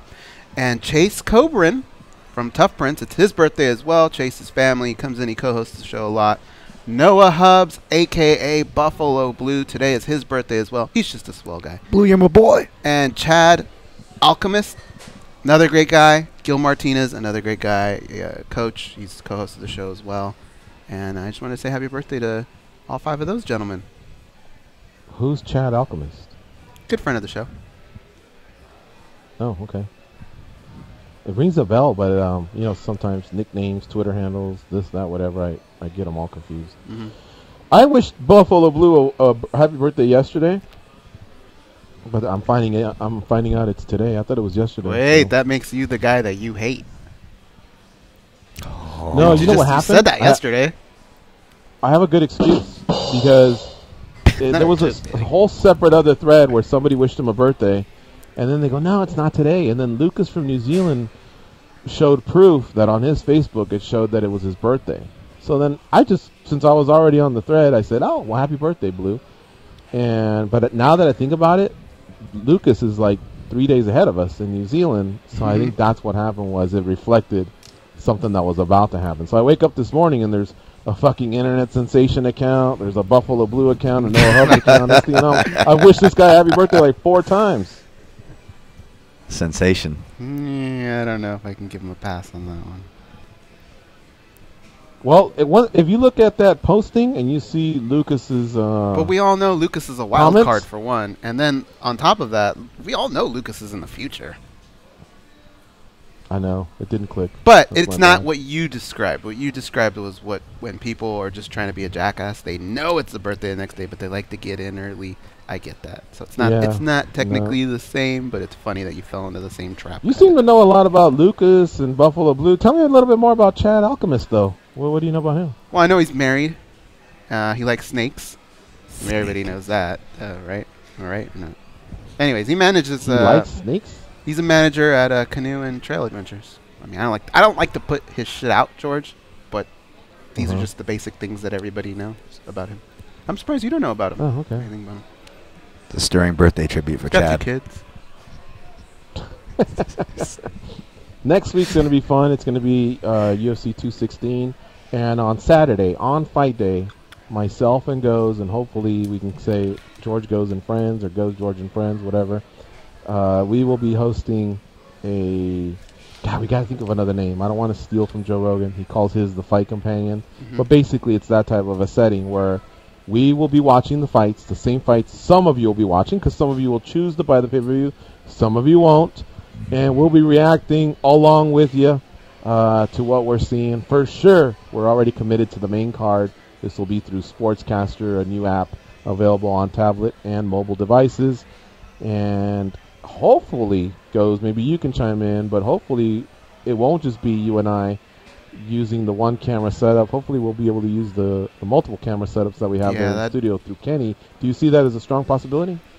Oh man, Kenny can make some stuff happen, dude. I really think he could, just because I feel like the feed that it picks up, it would just have to pick up that one extra feed, which would be cool, because then we can take calls. And oh no, we wouldn't be able to take calls, but yeah, that would be cool. Well, I kind of like the Fight Pal. You don't like that? The Fight Pal just seems like you know what it seems like? Fight Buddy? Yeah, it seems like like you were a little bit lazy. You didn't think it through. Like you just said, well, what's the synonym for companion? A pal. Okay, call it the fight pal then. Leave me alone. Well, if there were more of us, I would say the Super Fight Friends, but there's not more of us. So. The Super Fight. That's not bad. Because remember I told you we could all, since we all dress up, we would all just have our own color of tie, and then that'd just be like our thing, the Super Fight Friends. Super Fight. I wouldn't have to wear any uncomfortable tights that leave nothing to the imagination? No, definitely. Okay, cool. That's not bad, But if we Fight had Pal's to, easy. you would be Robin Probably. because you have the body that would be able to pull that off, as where I probably need to be like Apache Chief or something. Apache Chief! Hide some stuff. Danny can be Gleek. I would say fight companion to fight pals almost like it's almost like you being, there's a new social media comes out, you put in goes, and that's taking you. Well, just give me goes 1, 2, 3. I mean, like, whereas Super Fight Friends was actually creative. The real goes or goes for real, yeah, it's a lot of them. But Super Fight Friends, I don't know. Is it Junkie Nation? Help us out. Can you think of anything that we could call, a broadcast that accompanies another broadcast, similar to what Joe Rogan does, the Fight Companion, but maybe give it an original name. Maybe we could tie in the Junkie name or George and Goes, or maybe keep it more generic. I don't know, but I don't think this will be the last time we do it. We did it for the Mayweather-McGregor fight, and now we're doing it for UFC 216. We'll have more details next week, but just know you can count on us if you choose to skip the pay-per-view. We're not going to broadcast it, but we'll definitely be reacting to it in real time. I think last time we got a little bit out of hand and maybe have even acted like we were commentating. We were calling play-by-play at one point, I think. Play-by-play there at the end. Yeah. Well, that's the thing. Was Mayweather-McGregor was pretty special, so it's almost like it turned into a setting where there were no rules. But it'll be our first time. I'm sure that we'll work out some kinks, but we really look forward to doing it more often than just that time. And so, if you guys can assist with a name similar to Fight Companion or something that implies, hey, look, we're watching them with you, we'd love to hear it. At MMA Junkie George, at The Goes, at Dan Tom MMA, at MMA Junkie Radio, however you want to get a hold of us, hit us up. I thought of one kind of like the Dream Team, but you could go the Stream Team, but I think that might be taken by like another genre. The Stream Team? Yeah. The Stream Team, yeah. Phrasing, might be some phrasing issues. Do the chicks and then piss on them or something? What do you think if let's just say, do we have time? Can we be stupid or do we have stuff on? Yeah, Paul Daley's being stupid with us, so yeah, we can be stupid. If that were an Olympic event, taking a leak, and you had to prepare, let's just say like the longest piss wins, how long do you think you could go? Well, first of all, you guys know who you'd be forking forward for your representing team member from Junkie Nation for that would probably be me, but well, no, you would. That's how often you would. That's go. You would true. Be on that team. I'd be on that relay race or something, but it would just I'd be the whole relay team. I've ogred it a few times where I think I could maybe hit a minute 10. I've never gone Adam Sandler longest pee, which I'm quoting back to comedy CDs for all y'all that grew up in the 90s. Adam Sandler had a really kind of popular track of that, but I'd never done anything that ridiculous. But yeah, I think about a minute 10. Yeah, I'd be in that neighborhood. Did you? I don't know. I've never timed it, but I don't think I'd be our representative. I definitely have gone into a restroom with other buddies, or you're watching a game and then there's like some sort of an injury or timeout, and a bunch of people just I gotta take a piss. Everybody runs, and I definitely haven't been one of the guys that's there the longest or anything like that. So you probably wouldn't pick me as a team captain. Turn to the MMA fighters. Aren't they the ones that are always like holding 3 gallons of water? Yeah. I'm sure there's a couple of them that are probably pretty good at holding it. Maybe Dolce? Maybe. Have you ever seen the way Joey Varner sucks down water? Yeah. Those little waters we have there at Mandalay Bay. I mean, he can get through 10 of them just in the first hour. Now, he is running to the bathroom, but... He sets them up like bowling pins. Yeah, he lines them up. Yeah. Yeah, no doubt, man. Listen, 866-522-2846, last chance to call in here before the show's over. Daniel, let us know if somebody's on hold. Have you guys gotten around to Ed Herman's finger? No. I've avoided that. George, I don't know. This is what he did. This is how he cleaned it up. And I guess there's a new one where it's repaired. But, for some reason, and it's not like I have a weak stomach or anything. I just haven't been in the mood to click it. So I was wondering if you guys did and just how bad it was. Well, here's my deal. I have no explanation for this other than maybe I'm just getting old. When I was a kid, I could watch those type of movies, even like Faces of Death, that sort of stuff. Dude, I have become the biggest pussy when it comes to that. And I think it has to do with one time Miguel Torres posted like a pic of his toe tore up or something like that. I just can't do it anymore. Like I'm like you. I need somebody to just tell me like what was it? Just tell me what it was, because I do not want to look at it. Did you look at it, Dan? Dude, I feel the same way, and my girlfriend makes fun of me because she's, scientist that like has cut open bodies literally, and like this stuff doesn't bother her. And I'm so weak when it comes to that stuff. I don't, because I picture myself in their shoes. Like, put it this way, I get sketchy even seeing Joe Riggs' name pop up, and his gun accident happened however long ago and wasn't even that accessible the way we've been able to see Ed Herman's. And so yeah, I'm definitely steering clear of anything Ed Herman right now. Remember the late Kevin Randleman when he had the staph infection kind of like by his armpit? And he had that big hole. Yeah. Him and Mark Hunt had some bad ones, right? Dude, yeah, that stuff gets to me now. So I haven't really looked at it, George. Yeah. Speaking of gross, Joe from Houston's on hold. What's up, Joe? How you doing? Good morning, fellas. Good morning, fellas. What's up? Joe. What's up? I got a lot of love for you, Joe. I'm just messing around. Joe was a big... Joe was assisting. He was the point guard in having Cheeto Vera on the show yesterday. Thanks. Yes, he was. Thanks, Joe. Hey, you're welcome, man. It's the first time Ghost told me thanks. But hey, man, no, that's not I true. wanted to ask you. Remember when you were like, "Hey, I got to take off," and I was like, "All right, thanks." I don't remember that, but did you guys see the hit last night on the football game, the Steelers and Bears? Yeah. That was one of the most disgusting things I've ever seen in sports. I mean, you think about playing football, and it's a brotherhood, whether you're on the same team or not, and you just legitimately just, oh, this guy is being held up, I'm going to smack him in the face with my helmet. Like, that is some evil, nasty bullshit, man. I mean, that just really made me sick, and I hope that guy's fine. I mean, can you think of another hit like that that just made you sick? Well, the one hit that always stands out in my mind is Joe Theismann getting jacked up on Monday Night Football. That's. But it didn't look like it was malicious, though, Goes. I think that was just the way the body folded up or whatever. I thought you just meant like overall. No, he's talking about like someone that went in there with some really intense harm.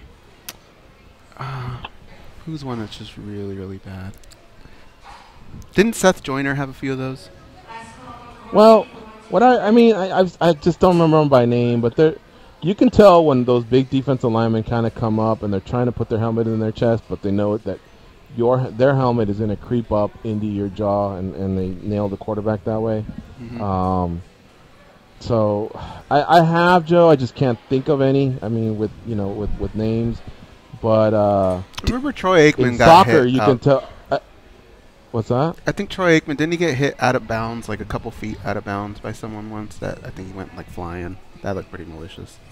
Well, it did, but I think the one was more like intimidation, whereas this one looked like cheap, clean. Like, here's an open target, cheap. He's being held up.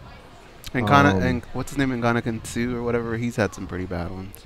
What about describing? Yes, stomping and shit like that, for sure. You can tell where they definitely wanted to cause harm that way, in a cheap way. Yeah. I just got a text, guys, from Muna. And Muna, it is really Joe from H-Town, okay? It's not Hal. This is Joe from H-Town. I live in Houston, Texas, okay? So Muna, hello Muna. But real quick on the Angela Lee stuff, how does an organization book somebody in a fight and then go against their rules and then say, oh, you know what, that's a mistake, we messed up, let's pull it off? I mean, they've done this before. I mean, they're just becoming like a joke as far as the way they're being run.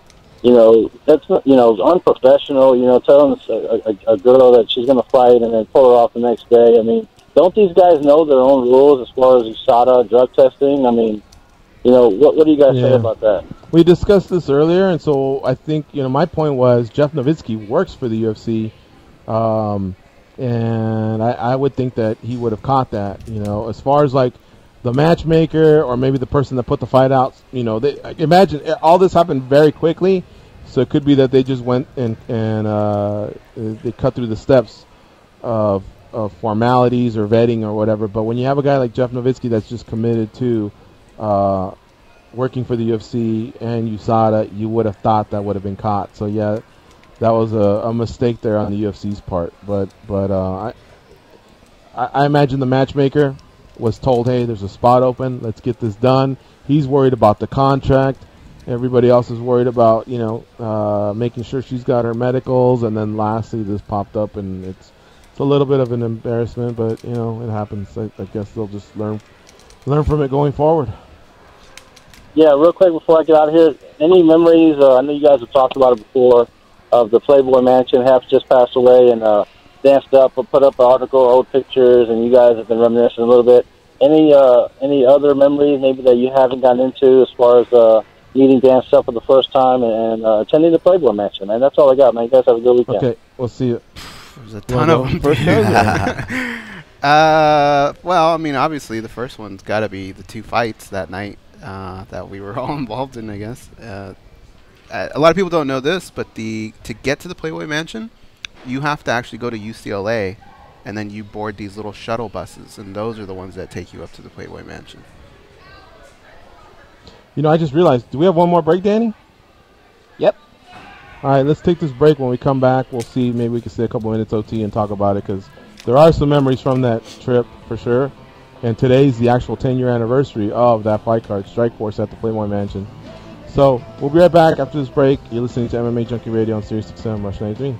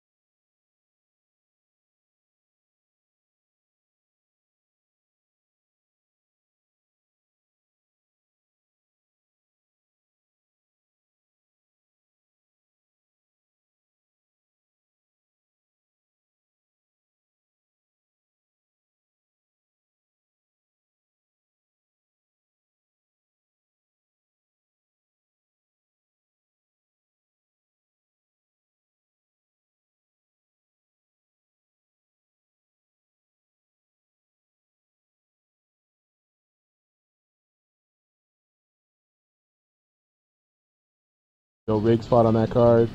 Josh Thompson fought on that card. In fact, we'll just pull up the whole card here in the next couple minutes and maybe glance over it. But yeah, I guess most of our memories center around just getting there being there. I remember when I The ate. fights were definitely fun. It wasn't the most epic night of fights, but it was still fun. It was an incredible setting. You really had to just pinch yourself, when you looked around and saw where you were, especially with all them little bunnies running around and Hef made an appearance. So it was really, really cool. So stick around. Just it's a quick soft exit here. Let's see. We'll be talking to you guys in about 20, 30 seconds as soon as Elvis does this thing here with Viva Las Vegas. In fact, you know what? Let me just do a quick roundup. Thanks to all of our guests this week: Derek Lewis, Tom Loeffler, Michael Chandler, Walt Harris, Nate Landwehr, Weston Wilson, Cody Stamen, Marlon Vera, Sabina Mazzo, Joshua Medley, Jason the Intern, and Douglas Lima. Unfortunately, we didn't catch up with Paul Daley, but we'll be right back in a couple minutes with some OT. Neon flashing and the one-arm bandits crashing, all those hopes down the drain. Fever, Las Vegas turning day into nighttime, turning night into daytime. If you see it once, you'll never be the same again. I'm gonna keep on the run, I'm gonna have me some fun. It cost me my very last time. I got a story, what I George. remember... Yeah, go ahead. But I want to know if we can tell it. Can we talk about the Masvidal thing? Yeah, I think we can. All right. Well, you're probably better at telling that story. You want to start with that one? All right. So you'll have to fill in blanks, but let me pull up the card here is what I wanted to do. I guess the easiest thing is just to find one of the fighters and then look for all the events. But George Masvidal, we obviously were fans of his because of YouTube. Kimbo was the most popular fighter, I guess, to ever really come out of those street fights from 305, Miami. He had a protege named Ray, who I guess was supposed to be a number 2, but here comes George Masvidal and kicks Ray's ass. That's all we knew him as was Ray. That's why we just call him Ray. But George Masvidal, we found out he was part Peruvian, so immediately I think Goz and I were just fans of his. He had great skills, and he, at one point he was with Strikeforce. So he's fighting on this Playboy Mansion card, and Goz and I, we were just tag radio. We didn't know what the fuck was happening. We didn't know anything about this sport, other than we watched our fair share of fights of them, we watched our fair share of fights, and once the host of Sound Off had passed away, we were now thrust in this position. So he's fighting Matt Lee. We see him, and I think I gave him $200 if he'd wear our shirt, Goes. Is that what it was? No, it was a banner that we had. So the day before, you drove out to the weigh-ins and you gave it to him, and then old George just misplaced the banner, and so the fight. Yeah, it was just a handshake deal. Honestly, we didn't know any better. Like, there was no contracts or nothing, but we just thought it'd be cool if he'd walk in with a banner of Tag Radio. And he agreed, and we get to the fight, and George Masvidal, forgot the banner, couldn't find the banner, I don't know what it was. So George, does he still owe us one, guys? He still owes us, and he's acknowledged that not too long ago, maybe about a year and a half, 2 years ago, and he said, we'll do something to make it right.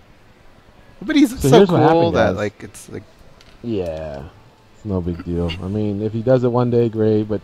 Actually, let me pull up another window here, and I'll tell you guys another story. George Masvidal, before the UFC went straight to Reebok, he had one more fight, and it was just before the UFC was switching to Reebok. Do you remember what fight it was, guys? I don't. It may have been this one right here against Ally Aquinta at Fairfax, Virginia. Yeah, I think it was that one. We knew this was going to be our last chance to be, on the UFC broadcast. Or it may have been Cesar Ferreira at the Ultimate Fighter Top Team versus Black Zillions. I can't recall. It may have been that one, yeah. And anyway, so we submitted. We sent him a T-shirt. He's just going to wear a T-shirt, right? I think so. Oh, no, he's going to be a spot on the banner, right? No. Maybe, yeah. You know what? I think you're right. Yeah.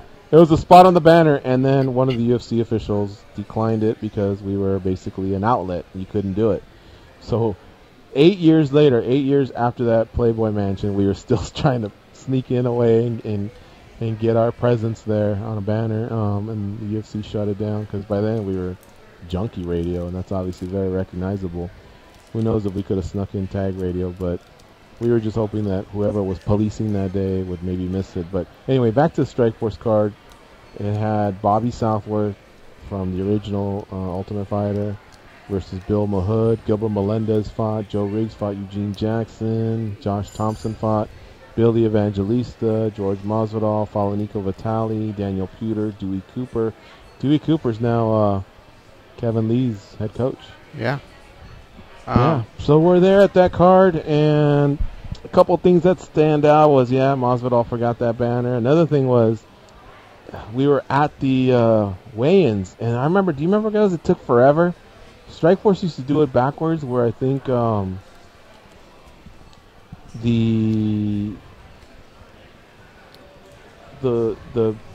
bigger names would weigh in first, right? I think so, yeah. But And that if you were on the particular one, undercard- I wasn't there. I remember, see, the UFC's so buttoned up. All these medicals, everything's taken care of during fight week. But I remember we went there, and you could see fighters still submitting their medicals, filling out papers. The weigh-in was supposed to be at 4 p.m., and you just see these fighters jumping from table to table and asking their manager for this and that, and they have file folders. And I don't even think they started till like 6 p.m., and those 2 hours make a big difference because, A, they want to rehydrate, they're hungry. So I just remember a lot of people in Beverly Hills were pissed off because it took them like 2 hours just to get going on the weigh-ins. And that day, I see a guy running around taking pictures, and he comes up and he introduces himself. He goes, "Hey, I'm Eric Foster from MMA Junkie." And I go, "Hey, what's up? Performify, right? Performify." He goes, "Yeah, it's me." And we had this little deal where they placed a banner on their site when they were UFC Junkie, and that was it. It would just link back to us. I don't even think we had started the recaps or anything like that. But he goes, "And there's Dan. There's Dan Stupp." Now, Dan Stupp was on the other side. He looks at me, and he just kind of gives me this kind of shy wave. And I go, "Hey, how you doing?" And he I think he might have had a camera in his hand at the time. He's kind of doing this for the first time as well. This was the first time Junkie had traveled. But the funny thing about it was everybody that ran into each other, like, we all knew this was a cool event. It was Strikeforce. It wasn't the Strikeforce that finished with Cormier and Ronda and Woodley and Rockhold and all those guys. It was just Strikeforce. They were starting out. There really wasn't that much reason for that many names to go out there and cover this event. So everybody kind of was giving each other that wave, that face, like, yeah, I just want to go to the Playboy Mansion. But it was funny how a lot of people were debuting, their travel budgets for that particular trip. So everybody kind of had that look on them. And that's kind of what I felt for Dan. I've always busted Dan's chops about that. Like, hey, Dan, what was the first event where you felt like it was quality? You really just wanted to hit the road and cover it and be up close.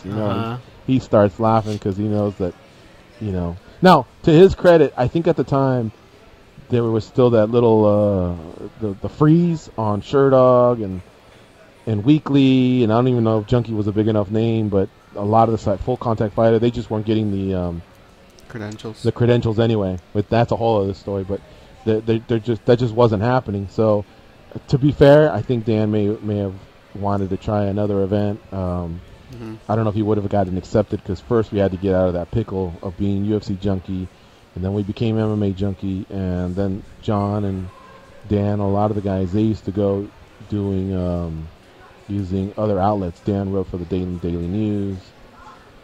John was, I think, trying to work with the big paper in Dallas. You remember what they were called, guys? No. The Star? Whatever the big one is in Dallas. I think it's just the Dallas Morning News. John had a role with them for a while. Steven was with Vancouver Sun. So that was the way we were backdooring in. But anyway, back to the Playboy Mansion. We met him there for the first time. At that time, Goz and I weren't credentialed, but John Orlando, good friend of the show, actually was able to I think basically at the end, he just basically grabbed a couple lanyards, right, Goes? And he goes, here, just get in. Kung Lee helped out at the end, too. Yeah, well, it was like an 11th hour decision. We were standing in line because Goes is right. You had to go to UCLA Park, and then we had to take these buses to the Playboy Mansion. And then once we got there, I think we still weren't sure what was going to happen, but Trig was always so confident. He's like, don't worry, I got this. We'll figure it out, this, that, whatever, that we just rolled with it. How we got on the bus was incredible because we didn't have the bus. We didn't have the lanyard there at that time. So I think we could have been stopped there, honestly, but somehow we got on the bus. I think we may have snuck on. Then when we got to John Orlando, he just figured it out, gave us some lanyards, and boom, we were in. I got a story from that night. Towards the middle part of that night, I'm walking around, and I see Chuck Zito. And I tell Trig, I go, hey, that's Chuck Zito. And he goes, I know. He goes, that's my boy. And I go, really? Do you think we can get him on the show? And he goes, just ask him. And I go, that's Chuck Zito. You don't just walk up to him and ask him. You know how many people he's knocked out? He's at the Playboy Mansion. I didn't know at the time that Chuck doesn't drink or anything like that. I figured I could get knocked out for saying the wrong thing. He goes, go over there and tell him you're my boy and just talk. It's like, all right. So I walked over, go, hey, Mr. Zito, big fan of yours. I'm friends with, I said a couple things and he just was kind of like staring at me. And then when I said I'm friends with Frank Trigg, he goes, oh, that's my buddy, Frank, where's he at? You know, this and that. And then I asked him if he'd do the show. And he said he'd love to do it. And then we ended up actually getting him on the show like maybe a couple days later or something like that. So there's that story. That's where we met Chuck Zito. And then after the Playboy Mansion, when we all left, I mean, that was kind of funny too because we ended up going to a club. And Stryker from K-Rock was one of John Orlando's clients. So me, George, and Trig were there with them. And then that wrapped up. And that's when Trig somehow, I still don't know how it's possible, smuggled out that giant thing of Grey Goose, bottle of Grey Goose that you see at Costco that's obnoxiously big. Somehow he stuck that in his pants and walked out with it. He did that. And then from there, we went to see, was it Armin? I mean, how often do you look at a man's shoes? Do you know, George, if we, was it Armin van Buren? No, it was Paul Van Dyke. Oh, Paul Van Dyke. Okay, yeah, we went to go see him, and that was when we turned into little kids, remember? That was when we were running the wishbone. Trig was in front like a fullback, and Goes and I were the tailbacks, and we must have barged through about 10,000 people all the way to the front. And I guess who was going to stop Frank Trigg at that time? It was pretty funny. Van Dyke's set wasn't even going to start till 4 a.m. So between the time we got out of the club at 2 a.m., I think we just killed some time by grabbing a quick bite to eat. And then I think we had some struggles getting into the venue. But once we got in, we got to see Paul Van Dyke. So it was a pretty amazing night. Yeah, there was many times where we should not have gotten in. We should not have probably gotten on that bus because they were checking IDs then. And then when we got to the front table, I mean, clearly if John isn't there, I don't think we get in. I don't remember the Kung Lee angle, though. Do you? So we got there, and John was trying to do some stuff. And then I think Kung Lee just kind of jumped in. And I think he was the one that just grabbed him and just said, no, I know who they are. They're good. And then between him and John, I think whoever the other person on like the Playboy Mansion side was running was just like, all right, give it to him. We had a sponsorship with Headblade. They used to sponsor a lot of fighters because that bald look was in. Dana was adopting it. Boss Rudin had it. Frank Trigg had it. And the guy was really nice. His name was Todd. And so, you know, he was sponsoring our radio show. And that's basically had a couple Todd, months. George? I don't remember his last name, do you? I guess that backfired. Oh. I don't remember his last name. Oh, you still got it? There you go. Oh, yeah. Commercial. So cool, so confident when I shave. That is why I love the Headblade. I put it in my hand, I use it every day. I've got the look because of Headblade. Headblade, Headblade, Headblade, Headblade, Headblade, Headblade, Headblade. For more information about Headblade, check us out at headblade.com. So cool, so confident when you shave. That's why you should buy the Headblade. Put it in your hand and use it every day. You've got the look, now get the Headblade.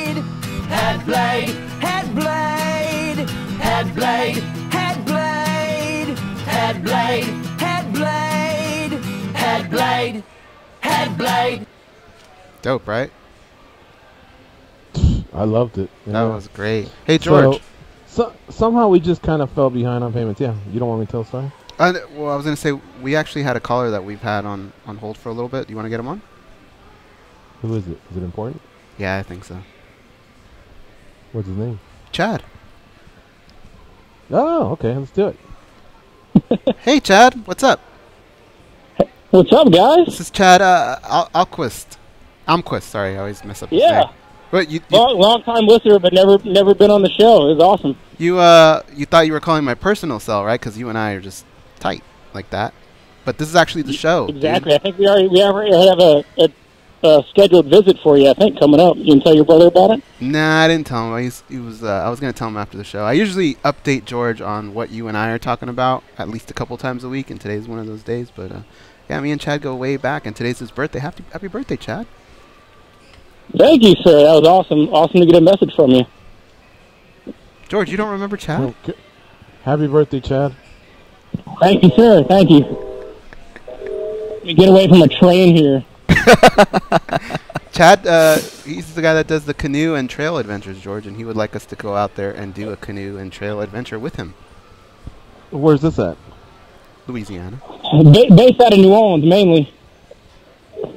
Well, I've always wanted to go back. I only did a quick drive-through one time, but yeah, man, that sounds like fun. But you know what? When I think of New Orleans, don't you guys have swamps and gators? Is it safe?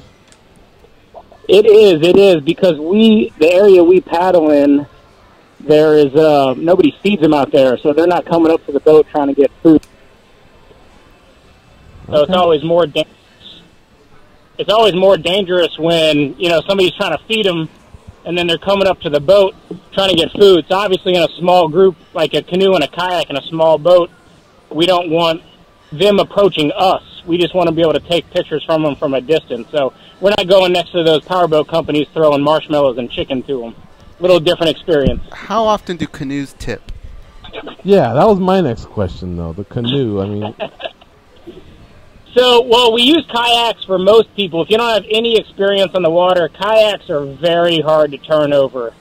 You will have a better chance of falling out of the boat than the boat actually turning over. The canoes can be a little bit tipsy, but most sober adults stay completely upright. How often do canoes tip? If there's teenage boys in the boat, I say 50% of the time. Jesus Christ! All right, yeah, give me a kayak. Yeah. Although I feel like in a kayak, don't you feel like you're just riding a kazoo or whatever, one of those things? Like, it just feels like the gator could just chomp through it. That's what I'm saying. And speaking of low percentages, I would have never thought that I'd have a torn patellar tendon. So these once in a lifetimes or whatever you want to call them. Yeah, I've experienced it. I would definitely not be in his. Exactly. But the funny thing is, most locals won't come with us, but travelers to the city and visitors are all excited to go paddle next to an alligator. But if you go to dinner that night and you tell a local what you did during the day, they'll think you're crazy. Yeah, let's just stick to the city, Chad. All right, well, I'll meet y'all in the city next time you make it down. All right. All right, well thanks man. for the Well, call. I hope you Happy have birthday, Chad. Good birthday weekend. And I'll Happy definitely birthday, catch Chad. up with you over the weekend because we tie like that. Exactly. Thank you, sir. And I listen to the podcast, so I look forward to hearing it again. We'll see you, bud. All right, take care, brother. All right, thank y'all. See ya. We got to close up shop soon, so let me just finish the Todd story. Couple months we hadn't cleared up our sponsorship. We really didn't think it'd be that big of a deal. A lot of these companies are just one-man teams, two-man teams, who knows. But when we saw them there, we were joking with Trig, hey, because I guess Trig really kind of had the account, so we said, hey, maybe you can go up there and Todd can pull some money out of his pocket and square up his account or something. Trig goes over there, man, and he fucking noogied him and headlocked him. And our first Todd was like, having a good time, laughing. But Trig was already starting to get buzzed. And when that moose gets his arms on you, I mean, there's just no getting out of it. I don't think he knows how strong he can be at times. He just kept going and going and going, and Todd started getting pissed. we were telling Trig, enough already. Like, you know, he gets it. You made your point, and but you know, Trig was definitely not trying to hurt him, but he was hurting him. So I'm telling you, man, between Trig versus Mayhem in the grotto, they almost fought. Trig versus Shields on the way out, they almost fought. Us barely almost getting in. Seeing Hefner, you know, the food was great. It was definitely quite an experience, and maybe one we could talk a little bit more about. But I'll point back to that story on the front page of Junkie. Dan Stupp, I think, took some really, really cool pictures, and you can check it out there. And maybe we'll talk more about it next week if we have some time. But we got to get on out of here.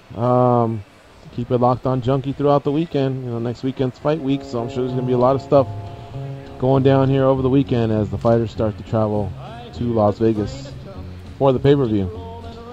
You guys cool over there? You got anything to say? You want to just end it? End it, boy. Good. All right, let's get on out of here. On behalf of Dan, Tom, Danny Oakers, Oakers goes. I'm George. Have a nice weekend. Go out there and be champions.